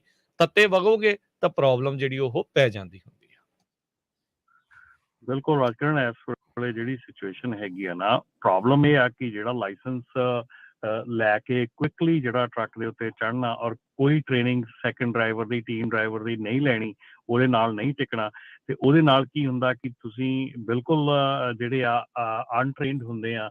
ਤੁਸੀਂ ਸਿੰਗਲ ਟਰੱਕ ਕੰਪਨੀਆਂ ਦੇ ਕੇ ਤੋਰ ਦਿੰਦੀਆਂ, ਸਿੰਗਲ ਟਰੱਕ ਲੈ ਕੇ ਤੁਰ ਜਾਂਦੇ ਆ। ਤੇ ਉਹ ਸਿੰਗਲ ਟਰੱਕ ਲੈ ਕੇ ਜਾਂਦੇ ਆ ਤੇ ਤੁਹਾਨੂੰ ਬਾਹਰ ਟ੍ਰੇਨਿੰਗ ਹੈ ਨਹੀਂ, ਉੱਤੋਂ ਸਨੋ ਦਾ ਸੀਜ਼ਨ ਹੈਗਾ। ਤੁਸੀਂ ਹਰਜੋਤ ਭਾਜੀ ਹੁਣੀ I don't know directly trucking the insurance ਕਰਦੇ ਆ, ਪਰ ਜਿੰਨੀਆਂ ਇੰਸ਼ੋਰੈਂਸ ਏਜੰਸੀਜ਼ ਦੇ ਨਾਲ, ਕੰਪਨੀਜ਼ ਦੇ ਨਾਲ ਮੇਰੀ ਗੱਲ ਹੋਈ ਆ, ਉਹਨਾਂ ਦੇ ਵੱਲੋਂ ਇਹ ਗੱਲ ਬਿਲਕੁਲ ਕਲੀਅਰਲੀ ਦੱਸੀ ਜਾ ਰਹੀ ਆ ਕਿ ਜਿਹੜੇ ਆਪਣੇ ਹੈਗੇ ਆ ਕਲੇਮਸ ਹੈਗੇ ਆ, ਉਹ ਇੰਨੇ ਜ਼ਿਆਦਾ ਰੇਟ ਨਾਲ ਵਧੇ ਹੈਗੇ ਆ ਔਰ ਏਡੇ ਵੱਡੇ ਵੱਡੇ ਕਲੇਮ ਹੁੰਦੇ ਜਾ ਰਹੇ ਆ ਕਿ ਜਿਹੜਾ ਕੋਈ ਹਿਸਾਬ ਨਹੀਂਗਾ। ਔਰ ਮੈਜੋਰਟੀ ਕੰਪਨੀਆਂ ਜਿਹੜੀਆਂ ਆ ਉਹ ਆਲਮੋਸਟ ਕੁਇਟ ਕਰੀ ਜਾ ਰਹੀਆਂ ਕਿ ਟਰੱਕਿੰਗ ਦੀ ਜਿਹੜੀ ਇੰਸ਼ੋਰੈਂਸ ਕਰਨੀ ਆਲ ਟੂਗੈਦਰ, ਦੇ ਜਸਟ ਕੁਇਟਿੰਗ ਕਿ ਅਸੀਂ ਕਰਨਾ ਹੀ ਨਹੀਂ, ਇਸ ਮਾਮਲੇ ਦੇ ਵਿੱਚ ਇੰਸ਼ੋਰੈਂਸ ਹੀ ਨਹੀਂ ਕਰਨੀ। ਔਰ ਬਹੁਤ ਜਿਹੜੀਆਂ ਇੰਸ਼ੋਰੈਂਸ ਕੰਪਨੀਆਂ ਹੈਗੀਆਂ ਉਹ ਰਿਸਟ੍ਰਿਕਸ਼ਨਸ ਲਾਈ ਜਾ ਰਹੀਆਂ ਹੁਣ ਕਿ ਪਰ ਰਿਸਟ੍ਰਿਕਸ਼ਨ ਲਾਉਣ ਤੇ ਇੰਸ਼ੋਰੈਂਸ ਕੰਪਨੀ ਕੀ ਕਰੂਗੀ? ਇੰਸ਼ੋਰੈਂਸ ਕੰਪਨੀ ਨੇ ਰਿਸਟ੍ਰਿਕਸ਼ਨ ਲਾਈ ਆ ਵੀ ਅਸੀਂ 2 ਸਾਲ ਤੋਂ ਘੱਟ ਲਾਇਸੈਂਸ ਨੂੰ ਅਸੀਂ ਐਡ ਨਹੀਂ ਕਰਨਾ ਆਪਣੀ ਪਾਲਿਸੀ। ਸਾਡੇ ਬੰਦੇ ਬਿਨਾਂ ਦੱਸੇ ਤੋਂ ਹੀ ਲੈ ਜਾਂਦੇ ਆ। ਉਹ ਕਹਿੰਦੇ ਚੱਲ ਕੋਈ ਨਹੀਂ, ਜਿੱਦਣ ਹੋਊਗਾ ਦੇਖਾਂਗੇ, ਨਹੀਂ ਤਾਂ ਚੱਲਦਾ ਤੇ ਚੱਲੀ ਜਾਂਦਾ। ਲਾਇਸੈਂਸ ਤੋਂ ਬਗੈਰ ਚਲਾਈ ਜਾਂਦੇ ਆ ਤੇ ਇੰਸ਼ੋਰੈਂਸ ਤੋਂ ਬਗੈਰ ਤੇ ਛੋਟੀ ਸੀ। ਜੀ ਬਿਲਕੁਲ ਇਹੀ ਕਾਰਨ ਸੀ। ਮੈਂ ਇਹ ਆਪਾਂ ਸ਼ੁਰੂ ਨਹੀਂ ਕੀਤੀ ਰਮਨ ਜੀ, ਵੀ ਬਹੁਤ ਜ਼ਿਆਦਾ ਇੱਦਾਂ ਕਰਦੇ ਆਪਣੇ ਬੰਦੇ। ਪਰ ਪ੍ਰੋਬਲਮ ਹੁਣ ਇਹ ਆ ਨਾ, ਤੁਸੀਂ ਦੇਖੋ ਜਿਹੜੇ ਗੁੱਡ ਡਰਾਈਵਰ ਆ ਜਿਨ੍ਹਾਂ ਦਾ 5-7 ਸਾਲਾਂ ਦਾ ਰੈਕਡ ਬਿਲਕੁਲ ਸਹੀ ਆ, ਜਿਹੜੇ ਇੱਕ ਰੈਗੂਲਰ ਟਰੱਕ ਦੀ ਇੰਸ਼ੋਰੈਂਸ 8-9 ਹਜ਼ਾਰ ਹੁੰਦੀ ਸੀ, ਹੁਣ 20-20, 25-25 ਹਜ਼ਾਰ, ਨਵੇਂ ਤਾਂ ਕਈ 35-35, 40-40 ਹਜ਼ਾਰ ਤੇ ਹੋਈ ਆ। ਸੋ ਕਾਰਨ ਇਹੀ ਆ। ਬਹੁਤ ਸਾਰੇ ਸੋਚਦੇ ਨਾ ਵੀ ਸ਼ਾਇਦ ਇੰਸ਼ੋਰੈਂਸ ਕੰਪਨੀਆਂ ਬਹੁਤ ਪੈਸੇ ਬਣਾਉਂਦੀਆਂ। ਇੰਸ਼ੋਰੈਂਸ ਕੰਪਨੀਆਂ ਪਿਛਲੇ ਕਈ ਸਾਲਾਂ ਤੋਂ ਕਮਰਸ਼ੀਅਲ ਟਰੱਕਿੰਗ ਦੇ ਵਿੱਚ ਪੈਸੇ ਲੋਸ ਕਰ ਰਹੀਆਂ ਹੈਗੀਆਂ। ਸੋ ਟਰਾਈ ਜ਼ਰੂਰ ਕਰਦੀਆਂ ਵੀ ਕਿਤੇ ਨਾ ਕਿਤੇ ਸਾਨੂੰ ਪ੍ਰੋਫਿਟ ਹੋਊਗਾ। ਕਈ ਵਾਰੀ ਇਹ ਹੁੰਦਾ ਵੀ ਜੇ ਲੋਸ ਹੁੰਦਾ ਫਿਰ ਕਾਹਤੇ ਕਰ ਰਹੀਆਂ, ਉਹ ਇਸ ਕਰਕੇ ਕਿਉਂਕਿ ਬਾਕੀ ਦਾ ਬਿਜ਼ਨਸ ਵੀ, ਉਹ ਕੋਈ ਲਾਈਫ ਇੰਸ਼ੋਰੈਂਸ, ਕੋਈ ਹੋਰ ਹੋਮ, ਉੱਥੇ ਉਹਨਾਂ ਨੂੰ ਪ੍ਰੋਫਿਟ ਹੋ ਜਾਂਦਾ, ਫਿਰ ਉਹ ਕੰਪਨਸੇਟ ਹੋ ਜਾਂਦਾ ਉੱਧਰੋਂ। ਪਰ ਸਿਚੁਏਸ਼ਨ ਕਮਰਸ਼ੀਅਲ ਇੰਸ਼ੋਰੈਂਸ ਦੀ ਬਹੁਤ ਬੈਡ ਹੈਗੀ ਆ, ਬਹੁਤ ਜ਼ਿਆਦਾ ਜੀ, ਬਹੁਤ ਜ਼ਿਆਦਾ ਬੈਡ ਹੈ ਜੀ। ਤੇ ਸਰੋਤੇ, ਤੁਹਾਡਾ ਵੀ ਜੇ ਕੋਈ ਸਵਾਲ ਆ, ਤੁਸੀਂ ਕੁਝ ਪੁੱਛਣਾ ਚਾਹੁੰਦੇ ਹੋ ਟਰੱਕਿੰਗ ਦੇ ਬਾਰੇ, ਆਪਣੇ ਵਿਚਾਰ ਸਾਂਝੇ ਕਰਨਾ ਚਾਹੁੰਦੇ ਹੋ ਇਹਨਾਂ ਸਾਰੇ ਹੀ ਇਸ਼ੂਜ਼ ਦੇ ਉੱਤੇ, ਤਾਂ ਕਾਲ ਕਰ ਸਕਦੇ ਹੋ। ਸਟੂਡੀਓ ਦਾ ਨੰਬਰ ਹੈ 408-272-5200, 4082725200 ਦੇ ਉੱਤੇ ਤੁਸੀਂ ਜਿਹੜਾ ਕਾਲ ਕਰਕੇ ਆਪਣੇ ਜਿਹੜੇ ਸਵਾਲ ਆ ਉਹ ਤੁਸੀਂ ਪੁੱਛ ਸਕਦੇ ਹੈਗੇ ਆ। ਤੇ ਜਿਹੜਾ ਰਮਨ ਜੀ ਆਪਣਾ ਵਾਈਟ ਹਾਊਸ ਵਾਲਾ ਇਨੀਸ਼ੀਏਟਿਵ ਹੈਗਾ, ਉਹ ਜ਼ਰੂਰ ਥੋੜਾ ਜਿਹਾ ਦੱਸੋ ਵੀ ਕੀ ਅਪਡੇਟ ਉਹਦੇ 'ਚ ਹੋ ਰਹੀ ਹੈਗੀ ਆ। ਹਾਂਜੀ ਬਿਲਕੁਲ ਹਰਜੋਤ ਭਾਜੀ, ਜਿਹੜਾ ਆਪਣਾ ਇਨੀਸ਼ੀਏਟਿਵ ਜਿਹੜਾ ਪ੍ਰੈਜ਼ੀਡੈਂਟ ਬਾਈਡਨ ਨੇ 90 ਡੇ ਚੈਲੰਜ ਸ਼ੁਰੂ ਕੀਤਾ ਸੀਗਾ ਕਿ ਜਿਹੜੇ ਵੱਧ ਤੋਂ ਵੱਧ ਜਿਹੜੀਆਂ ਟਰੱਕਿੰਗ ਕੰਪਨੀਜ਼ ਹੈਗੀਆਂ ਉਹ ਇਸ ਪ੍ਰੋਗਰਾਮ ਦੇ ਅੰਡਰ ਆਣ ਕੇ ਤੇ ਆਪਣਾ ਜਿਹੜਾ ਡਰਾਈਵਰ ਅਪ੍ਰੈਂਟਿਸਸ਼ਿਪ ਪ੍ਰੋਗਰਾਮ ਆ ਉਹਦੇ 'ਚ ਹਿੱਸਾ ਲੈਣ, ਤਾਂ ਕਿ ਨਵੇਂ ਡਰਾਈਵਰ ਪ੍ਰੋਪਰਲੀ ਟ੍ਰੇਨ ਕਰਕੇ ਪ੍ਰੋਪਰਲੀ ਸੜਕ 'ਤੇ ਲਿਆਂਦੇ ਜਾ ਸਕਣ। ਸੋ ਉਹਦੇ ਵਿੱਚ ਆਪਾਂ ਜਿਹੜਾ ਆ ਉਹ ਰਾਈਟ ਵੇ ਪਹਿਲੇ ਦਿਨ ਤੋਂ ਹੀ ਅਸੀਂ ਕੋਸ਼ਿਸ਼ ਸ਼ੁਰੂ ਕਰਤੀ ਸੀਗੀ, ਤੇ ਕਾਫੀ ਜਿਹੜੀਆਂ ਟਰੱਕਿੰਗ ਕੰਪਨੀਆਂ 200 ਦੇ ਕਰੀਬ ਟਰੱਕਿੰਗ ਕੰਪਨੀਆਂ ਨੇ ਆਪਣੇ ਨਾਲ ਪਹਿਲੇ ਜਿਹੜੇ 60 ਡੇਜ਼ ਹੈਗੇ ਆ ਉਹਦੇ ਵਿੱਚ ਅਪਰੂਵਲ ਜਿਹੜਾ ਲਿਆ ਹੈਗਾ। ਇਹਦੇ ਵਿੱਚ ਨਾਪਟਾ ਨੇ ਅਪਰੂਵਲ ਲਿਆ ਹੈਗਾ, ਅਮਰੀਕਨ ਟਰੱਕਿੰਗ ਐਸੋਸੀਏਸ਼ਨ ਨੇ ਵੀ ਅਪਰੂਵਲ ਲਿਆ ਹੈਗਾ। ਔਰ ਨਾਪਟਾ ਦਾ ਅਪਰੂਵਲ ਲੈਣ ਦਾ ਮਤਲਬ ਇਹ ਹੈਗਾ ਕਿ ਜੇ ਤੁਸੀਂ ਵੈਸੇ ਅਪ੍ਰੈਂਟਿਸਸ਼ਿਪ ਦਾ ਅਪਰੂਵਲ ਲੈਣਾ ਹੈਗਾ ਆਪਣੀ ਕੰਪਨੀ ਵਾਸਤੇ, ਲੈਂਥੀ ਪ੍ਰੋਸੈਸ, ਪਰ ਕਿਉਂਕਿ ਹੁਣ ਉਹਨਾਂ ਦੇ ਵੱਲੋਂ ਪ੍ਰੈਜ਼ੀਡੈਂਟ ਬਾਈਡਨ ਵੱਲੋਂ ਇਹ ਚੀਜ਼ ਇੱਕ ਚੈਲੰਜ ਕੀਤਾ ਗਿਆ ਸੀ, ਇਸ ਕਰਕੇ ਜਿਹੜਾ ਪ੍ਰੋਸੈਸ ਹੈਗਾ ਉਹ ਥੋੜਾ ਈਜ਼ੀ ਕੀਤਾ ਗਿਆ। ਪਰ ਜੇ ਤੁਸੀਂ ਜਿੱਦਾਂ ਨਾਪਟਾ ਦਾ ਪ੍ਰੋਗਰਾਮ ਹੈਗਾ ਆ, ਉਹਦੇ ਅੰਡਰ ਤੁਸੀਂ ਜਾ ਕੇ ਜੇ ਕਰਦੇ ਆ ਤੇ ਤੁਹਾਨੂੰ ਬਹੁਤ ਕੁਇਕਲੀ ਜਿਹੜਾ ਆ ਉਹ ਤੁਹਾਨੂੰ ਉਹਦੇ ਵਿੱਚ ਪ੍ਰੋਗਰਾਮ ਦੇ ਵਿੱਚ ਐਡ ਕਰ ਲਿਆ ਜਾਂਦਾ ਆ ਅੰਡਰ ਦਾ ਅੰਬਰੇਲਾ ਆਫ ਨਾਪਟਾ। ਸੋ ਇਦਾਂ ਹੀ ਜਿਹੜੀਆਂ ਐਸੋਸੀਏਸ਼ਨਸ ਜਿਨ੍ਹਾਂ ਨੇ ਇਹ ਪ੍ਰੋਗਰਾਮ ਦੇ ਵਿੱਚ ਸਾਈਨ ਅਪ ਕੀਤਾ ਆ, ਸੋ ਉਹਨਾਂ ਦੇ ਅੰਡਰ ਜਿਹੜੀਆਂ ਕੰਪਨੀਜ਼ ਹੈਗੀਆਂ ਉਹ ਉਸ ਅੰਬਰੇਲਾ ਪ੍ਰੋਗਰਾਮ ਦੇ ਵਿੱਚ ਜਾ ਸਕਦੀਆਂ ਹੈਗੀਆਂ, ਉਹਦੇ ਅੰਡਰ ਕੰਮ ਕਰ ਸਕਦੀਆਂ। ਹੁਣ ਆਪਾਂ ਗੱਲ ਕਰਦੇ ਕਿ ਇਹਦਾ ਪ੍ਰੋਗਰਾਮ ਦਾ ਮਤਲਬ ਕੀ ਆ। ਪ੍ਰੋਗਰਾਮ ਦਾ ਮਤਲਬ ਹੈ ਕਿ ਤੁਸੀਂ ਜਿਹੜੇ ਵੀ ਟਰੱਕ ਸਕੂਲ ਹੈਗੇ ਆ ਜਿਹੜੇ ਕਿ ELDT ਦੇ ਰੂਲ ਦੇ ਮੁਤਾਬਕ ਪ੍ਰੋਪਰਲੀ ਟਰੱਕ ਡਰਾਈਵਿੰਗ ਦੀ ਟ੍ਰੇਨਿੰਗ ਦੇ ਰਹੇ ਹੈਗੇ ਆ ਟਰੱਕਰ ਨੂੰ, ਜਿਹੜੇ ਨਵੇਂ ਲਾਇਸੈਂਸ ਹੋਲਡਰਸ ਆ ਉਹਨਾਂ ਨੂੰ, ਉੱਥੋਂ ਡਰਾਈਵਰ ਲੈਣੇ ਆ। ਤੇ ਉਹ ਜਿਹੜੀਆਂ ਸਪਾਂਸਰ ਕੰਪਨੀਆਂ ਹੈਗੀਆਂ ਆ ਜਿਹੜੀਆਂ ਇਸ ਪ੍ਰੋਗਰਾਮ ਨੂੰ ਸਪਾਂਸਰ ਕਰ ਰਹੀਆਂ ਹੈਗੀਆਂ, ਉਹਨਾਂ ਨੂੰ ਉਹ ਡਰਾਈਵਰ ਸਪਲਾਈ ਕੀਤੇ ਜਾਣਗੇ। ਔਰ ਉਹ ਕੰਪਨੀ ਜਿਹੜੀਆਂ ਆ ਉਹਨਾਂ ਨੂੰ ਨੈਕਸਟ 10 ਮੰਥਸ ਵਾਸਤੇ ਆਪਣੇ ਟਰੱਕ ਦੇ ਉੱਤੇ as a team driver the training ਦੇਣਗੀਆਂ। ਸੋ ਉਹ ਜਿਹੜੀ ਉਸ ਦਰਮਿਆਨ ਜਿਹੜੀ ਟ੍ਰੇਨਿੰਗ ਦੇ ਦਰਮਿਆਨ ਹੈਗਾ, ਉਹ ਕੰਪਨੀਜ਼ ਨੂੰ ਪੂਰਾ ਸਿਲੇਬਸ ਦਿੱਤਾ ਜਾਂਦਾ ਹੈ ਕਿ ਕਿਸ ਤਰ੍ਹਾਂ ਉਹਨਾਂ ਨੂੰ ਟ੍ਰੇਨ ਕਰਨਾ, ਕਿਹੜੀ ਕਿਹੜੀ ਚੀਜ਼ ਤੇ ਟ੍ਰੇਨ ਕਰਨਾ। ਤੇ ਉਸ ਤੋਂ ਜਿਹੜਾ ਕੰਪਨੀ ਨੂੰ ਬੈਨੀਫਿਟ ਹੈਗਾ, ਇੱਕ ਤਾਂ ਡਰਾਈਵਰ ਦਾ ਬੈਨੀਫਿਟ ਹੈਗਾ ਕਿ ਉਹਨਾਂ ਨੂੰ ਡਰਾਈਵਰ ਮਿਲ ਰਿਹਾ ਹੈਗਾ, ਦੂਸਰਾ ਬੈਨੀਫਿਟ ਉਹਨਾਂ ਨੂੰ ਇਹ ਹੈਗਾ ਕਿ ਜਿਹੜੀ ਉਹਨਾਂ ਦੀ ਪੇ ਹੈਗੀ ਆ ਜਾਂ ਉਹਨਾਂ ਦੀਆਂ ਜਿਹੜੀਆਂ ਹੋਰ ਸਰਵਿਸਿਜ਼ ਹੈਗੀਆਂ ਉਹ ਸਬਸਿਡਾਈਜ਼ ਕੀਤੀਆਂ ਜਾ ਸਕਦੀਆਂ ਡਿਪਾਰਟਮੈਂਟ ਆਫ ਲੇਬਰ ਵੱਲੋਂ। ਸੋ ਉਹਦੀ ਵੀ ਸਾਰੀ ਜਿਹੜੀ ਪ੍ਰੋਸੈਸ ਆ, ਪ੍ਰਤੀਕਿਰਿਆ ਆ, ਜੋ ਵੀ ਕੁਝ ਉਹਦੇ ਵਿੱਚ ਪ੍ਰੋਸੈਸ ਲੱਗਦਾ ਆ, ਉਹਦੇ ਵਿੱਚ ਨਾਪਟਾ ਤੇ ਜਿਹੜੇ ਨਾਪਟਾ ਦੇ ਕੰਟਰੈਕਟਰਸ ਹੈਗੇ ਆ ਉਹ ਹੈਲਪ ਕਰਨਗੇ ਕੰਪਨੀਜ਼ ਨੂੰ ਟੂ ਅਚੀਵ ਦੈਟ ਗੋਲ ਜੀ। ਤੇ ਰਮਨ ਜੀ ਸੌਰੀ ਮੈਂ ਤੁਹਾਨੂੰ ਵਿੱਚ ਹੀ ਰਮਨ ਜੀ ਮੈਂ ਵਿੱਚ ਹੀ ਟੋਕ ਰਿਹਾ, ਆਪਣੇ ਕੋਲ ਕਾਫੀ ਕਾਲਰਸ ਜੁੜੇ ਆ, ਆਪਾਂ ਉਹਨਾਂ ਦੀਆਂ ਵੀ ਗੱਲਬਾਤ ਜਿਹੜੀ ਉਹ ਸੁਣ ਲਈਏ ਜੀ। ਠੀਕ ਹੈ ਜੀ। ਜੀ ਤੇ ਆਪਣੇ ਅੱਜ ਦੇ ਪਹਿਲੇ ਕਾਲਰ ਨੇ ਗੁਰਦੀਪ ਜੀ, ਸਤਿ ਸ਼੍ਰੀ ਅਕਾਲ ਜੀ। ਹਾਂਜੀ, ਮੇਰੀ ਤਾਂ ਵੀਰੇ ਇਹੀ ਰਿਕੁਐਸਟ ਆ ਬਈ ਜਿਹੜੇ ਨਵੇਂ ਬੰਦੇ ਲਾਇਸੈਂਸ ਲੈਂਦੇ ਆ, ਹੱਥ ਜੋੜ ਕੇ ਉਹਨਾਂ ਮੁਰੇ ਇਹੀ ਬੇਨਤੀ ਆ, ਚਾਹੇ ਆਟੋ ਤੇ ਲੈਂਦੇ ਹੋ ਚਾਹੇ ਸਟੈਕ ਸ਼ਿਫਟ ਤੇ ਲੈਂਦੇ ਹੋ, ਪਲੀਜ਼ ਵੈਦਰ ਖਰਾਬ ਆ, ਤੁਸੀਂ ਆਪਣੇ ਕਰੂਜ਼ ਲਾ ਕੇ ਨਾ ਲੱਤਾਂ ਜਿੱਦਾਂ ਸਟੀਅਰਿੰਗ ਸ਼ਿਫਟ ਤੇ ਨਾ, ਸਟੀਅਰਿੰਗ ਵੀਲ ਤੇ ਨਾ ਰੱਖੋ, ਕਿਉਂਕਿ ਟਰੱਕ 80,000 ਆਪਾਂ ਗਰੋਸ ਕਰਦੇ ਆ, ਇਹ 'ਚ ਕਾਰ ਸਾਂਭਣੀ ਮੁਸ਼ਕਿਲ ਹੋ ਜਾਂਦੀ ਜਦੋਂ ਕੋਈ ਮਿਸਟੇਕ ਹੁੰਦੀ ਆ। ਤੇ ਟਰੱਕ ਤਾਂ ਦੇਖੋ ਵੀ ਰੱਬ ਦੇ ਹੱਥ ਆ ਵੀ ਆਪਾਂ ਕੰਟਰੋਲ ਕਰਨਾ। ਮੇਰੀ ਇਹੀ ਰਿਕੁਐਸਟ ਆ ਵੀ ਪਲੀਜ਼ ਜਦੋਂ ਤੁਸੀਂ ਇੰਟਰਸਟੇਟ ਤੇ ਚੱਲਦੇ ਹੋ, ਕਰੂਜ਼ ਲਾ ਕੇ ਆਪਣੇ ਪੈਰ ਜਾਂ ਆਪਣੀਆਂ ਲੱਤਾਂ ਆਪਣੇ ਸਟੀਅਰਿੰਗ ਵੀਲ ਤੇ ਨਾ ਰੱਖੋ, ਕਿਉਂਕਿ ਆਪਣੇ ਹੱਥ ਵੱਸ ਨਹੀਂ ਜਦੋਂ ਕੋਈ ਏਦਾਂ ਦੀ ਗੱਲਬਾਤ ਹੋ ਜਾਂਦੀ ਆ। ਜੇ ਆਪਣਾ ਕਰੂਜ਼ ਨਾ ਲਾਇਆ ਹੋਊਗਾ ਵਿੰਟਰ ਵੈਦਰ ਦੇ ਵਿੱਚ, ਆਪਣੀ ਕਾਫੀ ਪ੍ਰੋਟੈਕਸ਼ਨ ਹੈਗੀ ਆ। ਥੈਂਕ ਯੂ ਗੁਰਦੀਪ ਜੀ। ਜੀ ਥੈਂਕ ਯੂ। ਸੋ ਬਿਲਕੁਲ ਧੰਨਵਾਦ ਜੀ। ਜੀ ਥੈਂਕ ਯੂ। ਸੋ ਕੰਟਰੋਲ ਦੇ ਵਿੱਚ ਉਸ ਟਰੱਕ ਨੂੰ ਆਪਣੇ ਹੱਥ ਦੇ ਵਿੱਚ ਰੱਖੋ, ਕਰੂਜ਼ ਦੇ ਉੱਤੇ ਜਿਹੜਾ ਉਹ ਨਾ ਰੱਖੋ। ਗੁਰਦੇਵ ਜੀ ਕਿੰਨਾ ਵੀਰਾਂ ਨੂੰ ਸਤਿ ਸ੍ਰੀ ਅਕਾਲ ਜੀ। ਸਤਿ ਸ਼੍ਰੀ ਅਕਾਲ ਜੀ। ਸਤਿ ਸ਼੍ਰੀ ਅਕਾਲ ਜੀ। ਵੀਰ ਜੀ ਮੇਰਾ ਨਾ 14 ਦਸੰਬਰ 2020 ਤੇ ਇੱਥੇ ਮੈਂ ਲੀਵਰ ਮੋੜ ਲਾਗੇ ਰੈੱਡ ਲਾਈਟ ਤੇ ਖਲੋਤਾ ਹਾਂ ਤੇ ਐਕਸੀਡੈਂਟ ਹੋ ਗਿਆ। ਪਿੱਛੋਂ ਕਿਸੇ ਨੇ ਲਿਆ ਕੇ ਆ ਜਿਹੜਾ ਘਰ ਸ਼ਿਫਟ ਕਰਦਾ ਨਾ ਉਹ ਟਰੱਕ ਮਾਰਤਾ ਸੀ ਤੇ ਮੇਰਾ ਚਲੋ ਉਹ ਟਰੱਕ ਦੇ ਪੈਸੇ ਤੇ ਮਿਲ ਗਏ ਤੇ ਗਾਂ ਅੱਗੇ ਹੁਣ ਇੰਸ਼ੋਰੈਂਸ ਜਿਹੜਾ ਕੇਸ ਹੈ ਮੈਂ ਵਕੀਲ ਕੀਤਾ ਸੀ। ਮੈਂ ਰਮਨ ਵੀਰ ਜੀ ਨੂੰ ਪੁੱਛਣਾ ਚਾਹੁੰਦਾ ਆ ਉਹ ਕੀ ਹੋ ਸਕਦਾ। ਜਿੱਦਾਂ ਹੁਣ ਮੈਂ ਸਾਲ ਇੱਕ ਘਰ ਬੈਠਾ ਰਿਹਾ, ਮੇਰਾ ਐਲਬੋ 2 ਤੇ ਐਲਬੋ 3 ਕਰੈਕ ਹੋ ਗਏ, ਧੌਣ 'ਚ ਨੈਕ 'ਚ ਵੀ ਲੱਗੀ ਸੀ ਸੱਟ। ਅੱਛਾ ਜੀ। ਵਕੀਲ ਕੀਤਾ ਤੇ ਵਕੀਲ ਆਂਦਾ ਹੁਣ ਉਸ ਬੰਦੇ ਦੀ ਇੰਸ਼ੋਰੈਂਸ ਜਿਹੜੀ ਆ ਟਰੱਕ ਦਾ ਇੱਥੇ ਸੈਨ ਹੋ ਜਿਹਦੀ ਕੰਪਨੀ ਸੀ, ਉਹਦਾ ਟਰੱਕ ਚਲਾਉਂਦਾ ਸੀ ਮੁੰਡਾ, ਪੰਜਾਬੀ ਸੀ ਮੁੰਡਾ, ਜੇ 20 ਸਾਲ ਦੀ ਉਮਰ ਦਾ ਸੀ। ਪਤਾ ਨਹੀਂ ਉਹਨੇ ਦੇਖਿਆ ਤੇ ਨਹੀਂ ਦੇਖਿਆ, 70 ਦੀ ਸਪੀਡ ਤੇ ਲਿਆ ਕੇ ਮੇਰੇ ਪਿੱਛੇ ਟਰੱਕ ਮਾਰਤਾ ਜੀ। ਮੈਂ ਖਲੋਤਾ ਹਾਂ ਰੈੱਡ ਲਾਈਟ ਤੇ ਜੀ। ਅੱਛਾ ਜੀ। ਤੁਹਾਡੀ ਆਪਣੀ ਵਰਕਰਸ ਕੌਮ ਸੀਗੀ ਕਿ ਨਹੀਂ? ਨਹੀਂ ਮੇਰੀ ਨਹੀਂ ਜੀ। ਠੀਕ ਆ, ਰਮਨ ਜੀ ਦਿੰਦੇ ਜਵਾਬ ਹੁਣ ਤੁਹਾਨੂੰ। ਜੀ। ਠੀਕ। ਹਾਂਜੀ ਤੁਸੀਂ ਆਪਣਾ ਟਰੱਕ ਚਲਾਉਂਦੇ ਸੀ ਜਾਂ ਕਿਸੇ ਦਾ? ਨਹੀਂ, ਮੇਰਾ ਆਪਣਾ ਮਿੱਟੀ ਵਾਲਾ ਟਰੱਕ ਹੈ ਭਾਜੀ, ਇੱਕ ਹੀ ਟਰੱਕ ਹੈ। ਹਾਂਜੀ ਹਾਂਜੀ, ਉਹ ਸਿਚੁਏਸ਼ਨ ਇਹ ਹੈ। ਹਾਂਜੀ, ਜਿਹੜਾ ਇੰਸ਼ੋਰੈਂਸ ਨੇ ਪੇ ਕਰਨਾ ਹੈਗਾ, ਹਰਜੋਤ ਭਾਜੀ ਇਹਦੇ ਚ ਕਲੈਰਿਟੀ ਤੇ ਇਹ ਹੋਈ ਹੈ ਕਿ ਜਿਹੜਾ ਇੰਸ਼ੋਰੈਂਸ ਨੇ ਪੇ ਕਰਨਾ ਟਰੱਕ ਦਾ ਪੇ ਕਰਤਾ। ਹੁਣ ਜਿਹੜਾ ਬਾਕੀ ਇੰਜਰੀ ਕਲੇਮ ਅੰਡਰ ਹੋਊਗਾ ਜੋ ਜਿਹਾ। ਹਾਂਜੀ, ਇੰਜਰੀ ਕਲੇਮ ਜਿਹੜਾ ਆ ਉਹ ਸੈਪਰੇਟ ਹੋਊਗਾ, ਔਰ ਉਹ ਵਕੀਲ ਤੁਸੀਂ ਕੀਤਾ ਹੋਇਆ ਤਾਂ ਜੇ ਉਹਨਾਂ ਨੇ ਉਹ ਜਿਹੜਾ ਡਰਾਈਵਰ ਹੈਗਾ ਉੱਤੇ ਤਾਂ ਨਹੀਂ ਕਲੇਮ ਹੋਣਾ, ਉਹ ਕੰਪਨੀ ਤੇ ਹੋਣਾ ਆ। ਸੋ ਉਹ ਜਿਹੜਾ ਕਲੇਮ ਹੈਗਾ ਉਹ ਸੈਪਰੇਟ ਆ ਤੁਹਾਡੇ ਰੈਗੂਲਰ ਜਿਹੜਾ ਟਰੱਕ ਕਲੇਮ ਨਾਲ, ਜਿਹੜਾ ਫਿਜ਼ੀਕਲ ਡੈਮੇਜ ਨਾਲੋਂ। ਬਾਡੀ ਸੋ ਲਈ ਜੇ injury ਤੁਸੀਂ ਵਾਲਾ। ਲਾਇਰ ਕੀਤਾ ਹੈਗਾ ਤੇ ਆਈ ਥਿੰਕ ਲਾਇਰ ਜਿਹੜਾ ਹੈਗਾ ਉਹ ਜੀ। ਪ੍ਰੋਪਰਲੀ ਉਹਨੂੰ ਹੈਂਡਲ ਕਰੂਗਾ। ਜੀ। ਪਰ ਇੱਕ ਗੱਲ ਜ਼ਰੂਰ ਹੈ ਰਮਨ ਜੀ, ਜੇ ਇਹਨਾਂ ਨੇ ਵਰਕਰਸ ਕੌਮ ਕਰਾਈ ਹੁੰਦੀ ਨਾ ਆਪਣੀ ਐਜ਼ ਏ EMPLOYEE ਸ਼ੋਅ ਕੀਤਾ ਹੁੰਦਾ ਜਾਂ ਡਿਸੇਬਿਲਿਟੀ ਇੰਸ਼ੋਰੈਂਸ ਹੁੰਦੀ ਤਾਂ ਇਹਨਾਂ ਨੂੰ ਪਹਿਲੇ ਦਿਨ ਤੋਂ ਹੀ ਉਹ ਪੈਸੇ ਮਿਲਣੇ ਸ਼ੁਰੂ ਹੋ ਜਾਣੇ ਸੀ। ਹਾਂਜੀ ਹਾਂਜੀ, ਡੈਫੀਨੇਟਲੀ। ਸੋ ਇਦਾਂ ਦੀਆਂ ਸਥਿਤੀਆਂ ਦੇ ਲਈ ਤਾਂ ਹੀ ਬਾਰ-ਬਾਰ ਜਿਹੜਾ ਉਹ ਆਖਿਆ ਜਾਂਦਾ ਆ, ਆਪਾਂ ਕਹਿੰਦੇ ਆ ਵੀ ਭਾਈ W2 ਜਿਹੜਾ ਉਹ ਕਰਨ ਦਾ ਇਸ ਤਰੀਕੇ ਨਾਲ ਫਾਇਦਾ ਆ। ਅਗਲੇ ਕਾਲਰ ਜਸਬੀਰ। ਹਾਂਜੀ, ਸਤਿ ਸ਼੍ਰੀ ਅਕਾਲ ਜੀ। ਸਤਿ ਸ਼੍ਰੀ ਅਕਾਲ। ਸਤਿ ਸ਼੍ਰੀ ਅਕਾਲ। ਹਾਂਜੀ, ਮੈਂ ਪੁੱਛਣਾ ਚਾਹੁੰਦਾ ਸੀਗਾ, ਇੱਕ ਤਾਂ ਆਪਾਂ DOT ਇੰਸਪੈਕਸ਼ਨ ਜਿਹੜੀ ਕਰਾਉਂਦੇ ਐਨੂਅਲ ਵਾਲੀ ਟਰੱਕ ਦੀ, ਟ੍ਰੇਲਰ ਦੀ, ਉਹ ਆਪਾਂ ਕਿਸੇ ਸਰਟੀਫਾਈਡ ਟਰੱਕ ਸਟਾਪ ਤੋਂ ਕਰਾਉਂਦੇ ਆ।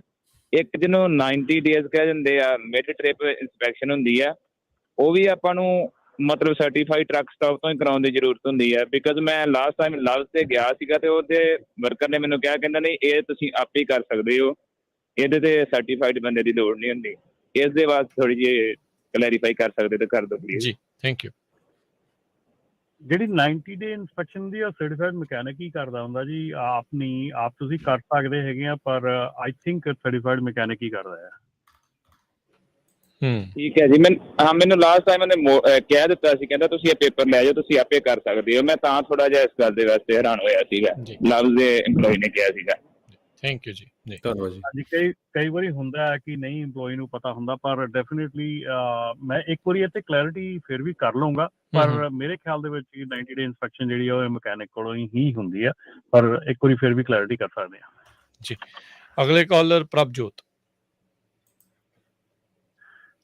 ਹਾਂਜੀ ਵੀਰ ਜੀ, ਸਤਿ ਸ਼੍ਰੀ ਅਕਾਲ। ਸਤਿ ਸ਼੍ਰੀ ਅਕਾਲ। ਮੇਰਾ ਨਾਮ ਪ੍ਰਭਜੋਤ ਆ। ਮੇਰੀ ਲਾਸਟ ਵੀਕ ਵੀ ਗੱਲ ਹੋਈ ਸੀ, ਜਿਹੜੇ ਮੇਰੇ ਹੋਰ ਵੀਰ, ਮੈਂ ਕੈਨੇਡਾ ਤੋਂ ਟ੍ਰੇਲਰ ਬਾਈ ਕੀਤਾ ਸੀ, but as per discussion Raman ਵੀਰ ਜੀ ਨਾਲ, ਮੈਂ ਉੱਥੇ ਕੈਨੇਡਾ ਗਈ ਸੀ ਤੇ ਉੱਥੇ ਪ੍ਰੋਬਲਮ ਇਹ ਨਿਕਲੀ ਹੈ ਕਿ ਉਹ ਬੰਦਾ ਫਰਾਡ ਕਰ ਰਿਹਾ।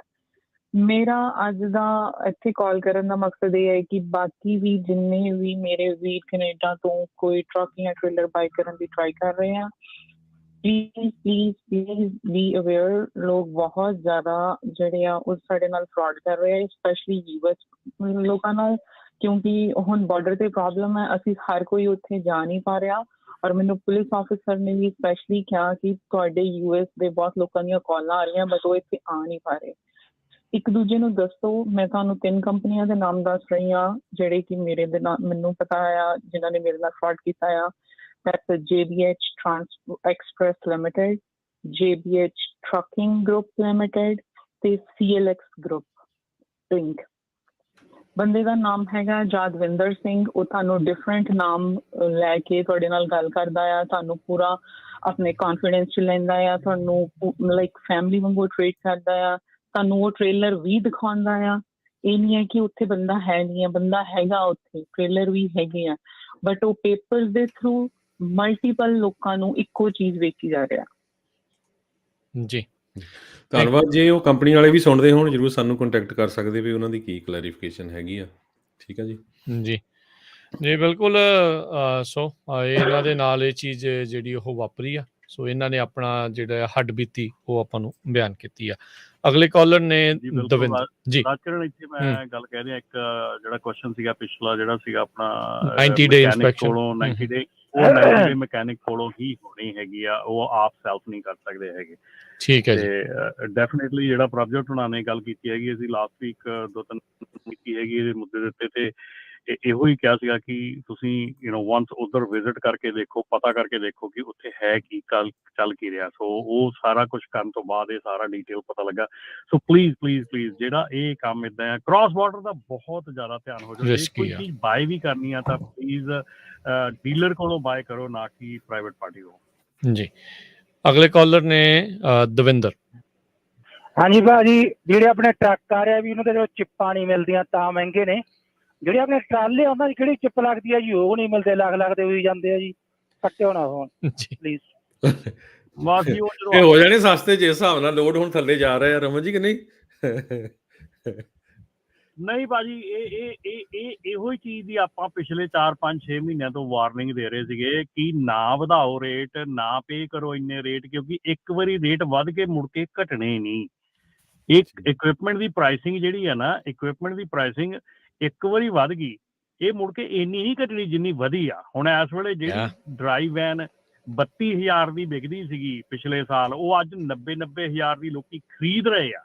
ਦੇਖੋ, ਵੇਚਣ ਵਾਲੇ ਨੇ ਵੇਚਣੀ ਆ, ਖਰੀਦਣ ਵਾਲਾ ਖਰੀਦੂਗਾ ਤਾਂ ਮੁੱਲ ਆ, ਨਹੀਂ ਖਰੀਦਣ ਵਾਲਾ ਖਰੀਦੂਗਾ ਮੁੱਲ ਥੱਲੇ ਆ ਜਾਊਗਾ। ਪਰ ਅੱਜ ਦੀ ਤਰੀਕ ਦੇ ਵਿੱਚ ਉਹੋ ਹੀ ਡਰਾਈ ਵੈਨ ਅੱਜ ਦੀ ਤਰੀਕ ਦੇ ਵਿੱਚ ਡੀਲਰ ਪ੍ਰਾਈਸ 65,000 ਦੀ ਹੋ ਗਈ ਆ, ਡੀਲਰ ਪ੍ਰਾਈਸ। ਸੋ ਇਹ ਚੀਜ਼ ਆਪਾਂ ਲਾਸਟ ਈਅਰ ਵੀ ਕਹੀ ਸੀ ਵੀ ਨਾ ਇਦਾਂ ਧੱਕਾ ਝਾੜੋ, ਨਾ ਇਦਾਂ ਕਰੋ, ਨਾ ਇਹ ਕੰਮ ਕਰੋ, ਕਿਉਂਕਿ ਇਹ ਚੀਜ਼ ਜਿਹੜੀ ਆ, ਇਹ ਚੀਜ਼ ਪਰਮਾਨੈਂਟ ਹੋ ਜਾਣੀ ਆ ਤੁਹਾਡੇ ਸਿਰ ਤੇ। ਔਰ ਇਹਨਾਂ ਚੀਜ਼ਾਂ ਤੇ ਜਿਹੜੀਆਂ ਇਸ ਵੇਲੇ ਐਸਿਡ ਬੇਸ ਕੰਪਨੀਆਂ ਹੈਗੀਆਂ, ਜਿਨ੍ਹਾਂ ਦਾ ਕੋਲ ਆਪਣਾ ਇਕਵਿਪਮੈਂਟ ਹੈਗਾ, ਸਾਰਾ ਕੁਝ ਹੈਗਾ, ਉਹ ਵੀ ਇਸ ਵੇਲੇ ਪਿੱਟ ਰਹੇ ਆ, ਕਿਉਂਕਿ ਉਹਨਾਂ ਦੇ ਲਈ ਇਕਵਿਪਮੈਂਟ, ਕਿਉਂਕਿ ਉਹਨਾਂ ਨੇ ਕੋਈ ਬਾਈ ਨਹੀਂ ਕੀਤੀਆਂ ਪਿਛਲੇ ਸਾਲ, ਇੰਨੀ ਪ੍ਰਾਈਸ ਤੇ ਕੋਈ ਚੀਜ਼ਾਂ ਬਾਈ ਨਹੀਂ ਕੀਤੀਆਂ, ਪਰ ਉਹਨਾਂ ਦੀ ਪ੍ਰਾਈਸ ਹੁਣ ਪਿਛਲੇ ਸਾਲ ਤੋਂ 32,000 35,000 ਨੂੰ ਵੱਧ ਕੇ 65,000 ਹੋ ਗਈ। ਜੀ ਜੀ ਜੀ। ਆਪਣੇ ਅਗਲੇ ਕਾਲਰ ਨੇ ਤਜਿੰਦਰ ਜੀ। ਹਾਂਜੀ, ਸਤਿ ਸ੍ਰੀ ਅਕਾਲ ਜੀ। ਬਹੁਤ ਐਜੂਕੇਟਿਵ ਪ੍ਰੋਗਰਾਮ ਹੈ। ਦੋ ਕਲੈਰੀਫਿਕੇਸ਼ਨ ਚਾਹੀਦੀ ਸੀਗੀ। ਇੱਕ ਤਾਂ ਜਿਹੜਾ ਤੁਹਾਡਾ ਮੈਡੀਕਲ ਹੁੰਦਾ ਹੈ, ਜਿਹੜਾ ਮੈਕਸਿਮਮ 2 ਸਾਲ ਵੈਲਿਡ ਹੁੰਦਾ ਹੈ, ਉਹਦੇ ਵਿੱਚ ਕੋਈ ਚੇਂਜਿਸ ਆਈ ਹੈਗੀ? ਕਿਉਂਕਿ ਉਹ ਕਹਿੰਦਾ ਸੀ ਕਿ ਹੁਣ 1 ਸਾਲ ਦਾ ਕਰਤਾ ਉਹਨਾਂ ਨੇ, ਮੈਕਸਿਮਮ 2 ਸਾਲ ਦਾ ਦੰਨੇ। ਦੂਆ ਹੈਗਾ, ਜੇ ਤੁਹਾਡਾ ਕਮਰਸ਼ੀਅਲ ਲਾਇਸੈਂਸ ਆਲਰੇਡੀ ਵੈਲਿਡ ਹੈ ਹੁਣ, ਤਾਂ ਉਹ ਜਦ ਤੱਕ ਐਕਸਪਾਇਰ ਨਹੀਂ ਹੁੰਦਾ ਹੈਗਾ, ਜਦ ਤੱਕ ਵੈਲਿਡ ਹੈਗਾ, ਕਿ ਵਿੱਚ ਹੁਣ ਜਾ ਕੇ ਕੁਝ ਹੋਰ ਐਡੀਸ਼ਨਲ ਕੋਈ ਕੋਰਸ ਕਰਨੇ ਪੈਣਗੇ? ਮੈਡੀਕਲ ਤਾਂ ਅਜੇ ਤੱਕ 2 ਸਾਲ ਦਾ ਹੀ ਹੈਗਾ ਜੀ, ਮੈਡੀਕਲ 1 ਸਾਲ ਦਾ ਨਹੀਂ ਹੋਇਆ ਹੈਗਾ। ਜੇ ਕਿਸੇ ਨੂੰ ਕੰਡੀਸ਼ਨਲ ਕੋਈ ਅਪਰੂਵਲ ਮਿਲਿਆ ਹੈਗਾ ਸਾਲ ਦਾ, ਉਹਨਾਂ ਨੂੰ ਸਾਲ ਬਾਅਦ ਜਾਣਾ ਪੈਂਦਾ ਆ। ਕਈ ਜਿਹੜੀਆਂ ਪ੍ਰੋਬਲਮਸ ਹੈਗੀਆਂ, ਡਾਇਬੀਟੀਜ਼ ਹੈਗੀ ਆ, ਕਈ ਇਸ਼ੂਜ਼ ਹੈਗੇ ਆ, ਜਿੱਥੇ ਡਾਕਟਰ ਜੇ ਕਹਿੰਦਾ ਆ ਕਿ ਤੁਹਾਨੂੰ ਸਿਰਫ 6 ਮਹੀਨੇ ਦਾ ਹੀ ਮੈਡੀਕਲ ਮਿਲਣਾ ਹੈ, ਤੇ ਤੁਹਾਨੂੰ ਹਰ 6 ਮੰਥ ਬਾਅਦ ਜਾ ਕੇ ਮੈਡੀਕਲ ਕਰਵਾਉਣਾ ਪਊਗਾ। ਜੇ ਤੁਹਾਨੂੰ ਸਾਲ ਦੀ ਲਿਮਿਟ ਦਿੱਤੀ ਹੈ, ਸਾਲ ਬਾਅਦ ਰੈਗੂਲਰ ਜਿਹੜਾ ਹੈਗਾ ਉਹ 2 ਸਾਲ ਦਾ ਹੈਗਾ। ਉਹਦੇ ਵਿੱਚ ਅਜੇ ਤੱਕ ਤਾਂ ਕੋਈ ਚੇਂਜਸ ਨਹੀਂ ਹੈਗੀਆਂ। ਤੇ ਸੈਕੰਡ ਕੁਐਸਚਨ ਸੀਗਾ ਇਹਨਾਂ ਦਾ, ਉਹਦੇ ਬਾਰੇ ਦੇ ਵਿੱਚ ਵੈਲਿਡਿਟੀ ਆਈ ਥਿੰਕ ਤੁਹਾਡੀ ਸੀਡੀਐਲ ਦੀ ਬਾਰੇ, ਜੇ ਉਹ ਤੁਹਾਡਾ ਵੈਲਿਡ ਹੈਗਾ ਲਾਇਸੈਂਸ, ਐਕਸਪਾਇਰੇਸ਼ਨ ਡੇਟ ਜਿਹੜੀ ਆ ਉਹ ਅਜੇ ਨਹੀਂ ਆਈ ਹੈਗੀ, ਤਾਂ ਉਹਦੇ 'ਚ ਕੋਈ ਕੁਝ ਕਰਨ ਦੀ ਲੋੜ ਨਹੀਂ ਹੈਗੀ। ਜੀ। ਤੇ ਕਿੰਨਾ ਚਿਰ ਪਹਿਲਾਂ ਵੈਸੇ ਉਹ ਚਿੱਠੀ ਘੱਲ ਹੀ ਦਿੰਦੇ ਹੋਣੇ ਆ ਡੀਐਮਵੀ ਵਾਲੇ ਵੀ ਕਦੋਂ ਤੁਸੀਂ ਜਿਹੜਾ ਉਹ ਕਰਨਾ ਹੈ। ਆਪਣੇ ਅਗਲੇ ਕਾਲਰ ਨੇ ਜਿਮੀ। ਸਤਿ ਸ਼੍ਰੀ ਅਕਾਲ। ਹਾਂਜੀ ਭਾਜੀ, ਤਿੰਨਾਂ ਭਰਾਵਾਂ ਨੂੰ ਸਤਿ ਸ਼੍ਰੀ ਅਕਾਲ। ਭਾਜੀ ਮੈਂ ਇੱਕ ਇਹ ਗੱਲ ਕਰਨੀ ਸੀਗੀ, ਤੁਸੀਂ ਇੰਸ਼ੋਰੈਂਸ ਤੇ ਪਹਿਲਾਂ ਗੱਲ ਕਰ ਰਹੇ ਸੀਗੇ, ਇੰਸ਼ੋਰੈਂਸ ਕੰਪਨੀਆਂ ਵੀ ਫਰਾਡ ਕਰ ਰਹੀਆਂ। ਮੇਰੀ 2 ਗੱਲਾਂ ਭਾਜੀ ਇਕੱਠੀ ਹੋਣਾ ਫੋਨ। ਮੇਰੀ ਤਾਂ ਨਾ ਵਾਪਰੀ ਨਹੀਂ ਹੈਗੀ, ਮੇਰੇ ਦੋਸਤ ਨਾਲ ਵਾਪਰੀ ਆ। ਹੋਇਆ ਕੀ ਆ ਕਿ ਕੋਈ ਮੈਰਿਜੁਆਨਾ ਪੀ ਕੇ ਚਲਾ ਰਿਹਾ ਸੀਗਾ, ਤਾਂ ਉਹਦੇ ਵਿੱਚ ਉਹ ਵੱਜਿਆ, ਉਹਦਾ ਗੱਡੀ ਵੱਜੀ। ਠੀਕ ਹੈ, ਤੇ ਪੁਲਿਸ ਨੇ ਹੁਣ ਉਹ ਗੱਡੀ ਵਾਲੇ ਨੂੰ ਉਹਨੂੰ ਰਿਪੋਰਟ ਕਰਕੇ ਰਿਪੋਰਟ ਕਰਤਾ ਕਿ ਹਾਂ ਤੇਰਾ ਸਾਰਾ ਕਲੀਅਰ ਹੈ, ਤੂੰ ਜਾ। ਤੇ ਹੁਣ ਉਹ ਇੰਸ਼ੋਰੈਂਸ ਕੰਪਨੀ ਵਾਲਿਆਂ ਨੇ ਮੇਰੇ ਦੋਸਤ ਨੂੰ ਐਟ ਫਾਲਟ ਪਾਤਾ, ਔਰ ਉਹ ਮੇਰੇ ਦੋਸਤ ਨੂੰ ਪਤਾ ਹੀ ਨਹੀਂ। ਹੁਣ ਉਹ ਮਰਵਾਨਾ ਪੀ ਕੇ ਭਾਜੀ ਕੌਣ ਚਲਾ ਰਿਹਾ ਸੀ, ਟਰੱਕ ਡਰਾਈਵਰ ਜਾਂ ਦੂਸਰਾ ਬੰਦਾ? ਦੂਸਰਾ ਬੰਦਾ, ਗੱਡੀ ਵਾਲਾ। ਅੱਛਾ ਜੀ। ਗੱਡੀ ਵਾਲਾ ਚਲਾ ਰਿਹਾ ਸੀ, ਉਹਦੇ ਵਿੱਚ ਜਿੱਦਾਂ ਤੁਸੀਂ ਦੱਸਿਆ ਕਿ ਉਹਦੇ ਅੰਦਰ ਵੜ ਗਿਆ, ਟ੍ਰੇਲਰ ਦੇ ਥੱਲੇ ਵੜ ਗਈ ਗੱਡੀ, ਤੇ ਉਹ ਐਟ ਫਾਲਟ ਹੋ ਗਿਆ ਸੀਗਾ, ਹੈ ਨਾ, ਗੱਡੀ ਵਾਲਾ। ਪਰ ਮੇਰੇ ਦੋਸਤ ਨੂੰ ਉਹਨਾਂ ਨੇ ਐਟ ਫਾਲਟ ਇੰਸ਼ੋਰੈਂਸ ਵਾਲਿਆਂ ਨੇ ਪਾਤਾ। ਉਹਨੇ ਕਿਹਾ ਕਿ ਮੇਰੇ ਕੋਲ ਤਾਂ ਮੇਰੀ ਜੇ ਰਿਪੋਰਟ ਬਣੀ ਹੋਈ ਆ, ਜੇ ਮੇਰੇ ਖਿਲਾਫ ਰਿਪੋਰਟ ਬਣੀ ਹੋਈ, ਮੇਰੇ ਦੋਸਤ ਨੇ ਕਿਹਾ ਕਿ ਦਿਖਾਓ, ਨਹੀਂ ਤੇ ਮਤਲਬ ਬਿਨਾਂ ਹੀ ਉਹਨਾਂ ਨੂੰ ਦੱਸੇ ਕਿ ਉਹਨੂੰ ਮੇਰੇ ਦੋਸਤ ਨੂੰ ਐਟ ਫਾਲਟ ਪਾਤਾ। ਠੀਕ ਹੈ, ਹੁਣ ਮੇਰੇ ਦੋਸਤ ਨੂੰ ਇਹ ਨਹੀਂ ਪਤਾ ਕਿ ਉਸ ਟਾਈਮ ਤੇ ਵਿੱਚ ਮੇਰੀ ਇੰਸ਼ੋਰੈਂਸ ਕੰਪਨੀ ਹੀ ਕਿਹੜੀ ਸੀਗੀ ਜਿਹੜੀ ਕਿ ਏਦਾਂ ਐਟ ਫਾਲਟ ਪਾ ਦਿੱਤਾ, 100% ਐਟ ਫਾਲਟ, ਨਾ ਹੀ ਉਹਦਾ ਕੋਈ ਕਸੂਰ। ਹਾਂਜੀ, ਇਹ ਤਾਂ ਦੇਖੋ ਜਿਹੜੀ ਪੁਲਿਸ ਰਿਪੋਰਟ ਹੈਗੀ ਆ, ਨਾਲੇ ਪਹਿਲੀ ਗੱਲ ਹੈਗੀ ਹੈ ਕਿ ਹਾਊ ਡੂ ਯੂ ਨੋ, ਜਾਂ ਤੁਹਾਡੇ ਫਰੈਂਡ ਨੂੰ ਪਤਾ ਕਿ ਦੂਜੇ ਬੰਦੇ ਨੇ ਮੈਰੀਵਾਨਾ ਪੀਤਾ ਸੀਗਾ। ਕਿਉਂਕਿ ਕਾਰ ਦਾ ਜਿਹੜਾ ਹੈਗਾ ਉਹ ਟੈਸਟ ਨਹੀਂ ਹੁੰਦਾ, ਕਾਰ ਵਾਲੇ ਦਾ, ਟਰੱਕ ਵਾਲੇ ਦਾ ਟੈਸਟ ਹੁੰਦਾ ਆ। ਸੈਕਿੰਡ ਥਿੰਗ, ਜਿਹੜਾ ਐਟ ਫਾਲਟ ਹੈਗਾ ਆ ਉਹ ਪੁਲਿਸ ਇਨਵੈਸਟੀਗੇਸ਼ਨ ਦੇ ਬਾਅਦ ਜਿਹੜਾ ਉਹ ਪਤਾ ਲੱਗਦਾ ਹੈਗਾ ਕਿ ਪੁਲਿਸ ਇਨਵੈਸਟੀਗੇਸ਼ਨ ਦੇ ਵਿੱਚ ਕੀ ਹੋਇਆ ਹੈਗਾ। ਕਈ ਵਾਰੀ ਬਹੁਤ ਇੰਸਟੈਂਸਿਸ ਦੇ ਵਿੱਚ ਅਸੀਂ ਆਲਮੋਸਟ ਹਰ ਇੱਕ ਹਿਊਮਨ ਬੀਇੰਗ ਦੀ ਪ੍ਰਵਿਰਤੀ ਹੈਗੀ ਆ ਕਿ ਜਦੋਂ ਐਕਸੀਡੈਂਟ ਹੁੰਦਾ ਆ, ਬਹੁਤ ਘੱਟ ਬੰਦੇ ਹੈਗੇ ਜਿਹੜੇ ਕਿ ਮੰਨ ਲੈਂਦੇ ਕਿ ਯਾਰ ਜੀ ਮੈਂ ਫਾਲਟ ਦੇ ਵਿੱਚ ਸੀਗਾ, ਮੇਰਾ ਫਾਲਟ ਸੀਗਾ, ਹੈ ਨਾ।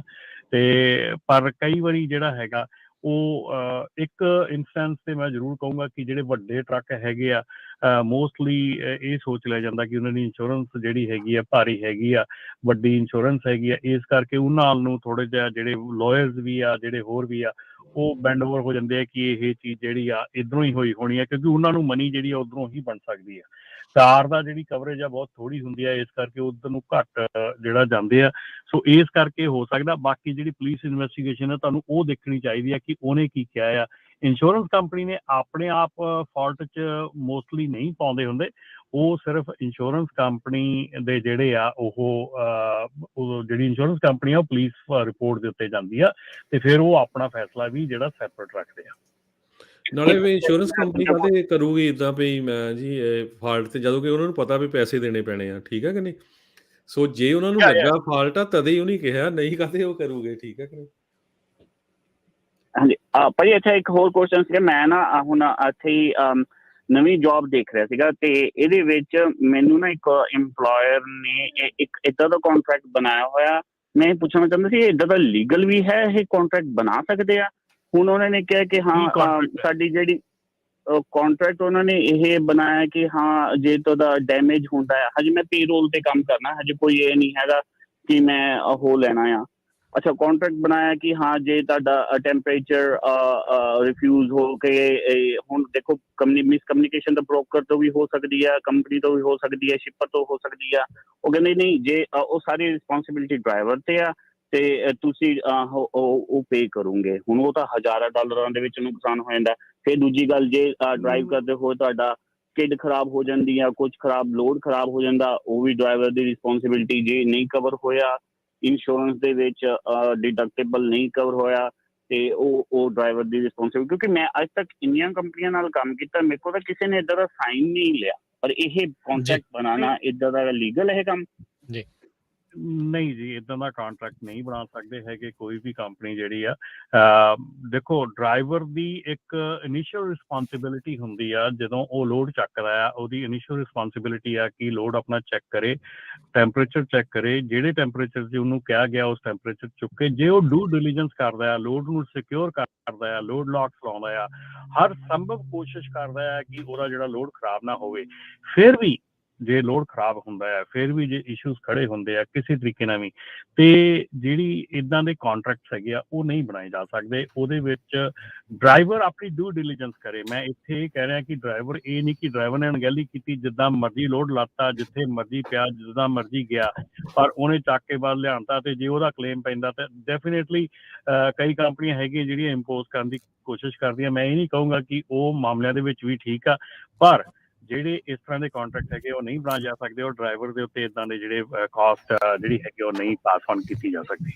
ਇਹਨਾਂ ਨੇ ਹਰਗਰਦੀ ਨਹੀਂ ਧੱਕਾ ਜਿਹੜਾ, ਚਲੋ ਹਰ ਇੱਕ ਜਣਾ ਜਿਹੜੇ ਉਹ ਕਰਨ ਦੀ ਕੋਸ਼ਿਸ਼ ਜਿਹੜੀਆਂ ਉਹ ਕਰਦੇ, ਪਰ ਇੰਨੀ ਦੀ ਹਰਗਰਦੀ ਵੀ ਨਹੀਂ ਜਿਹੜੀ ਉਹ ਮਚਣੀ ਚਾਹੀਦੀ। ਤੇ ਤੁਹਾਨੂੰ ਆਪਣੇ ਹੱਕਾਂ ਦਾ, ਆਪਣੇ ਰਾਈਟਸ ਦਾ ਜਿਹੜਾ ਆ ਉਹ ਡੈਫੀਨੇਟਲੀ ਪਤਾ ਹੋਣਾ ਚਾਹੀਦਾ ਆ।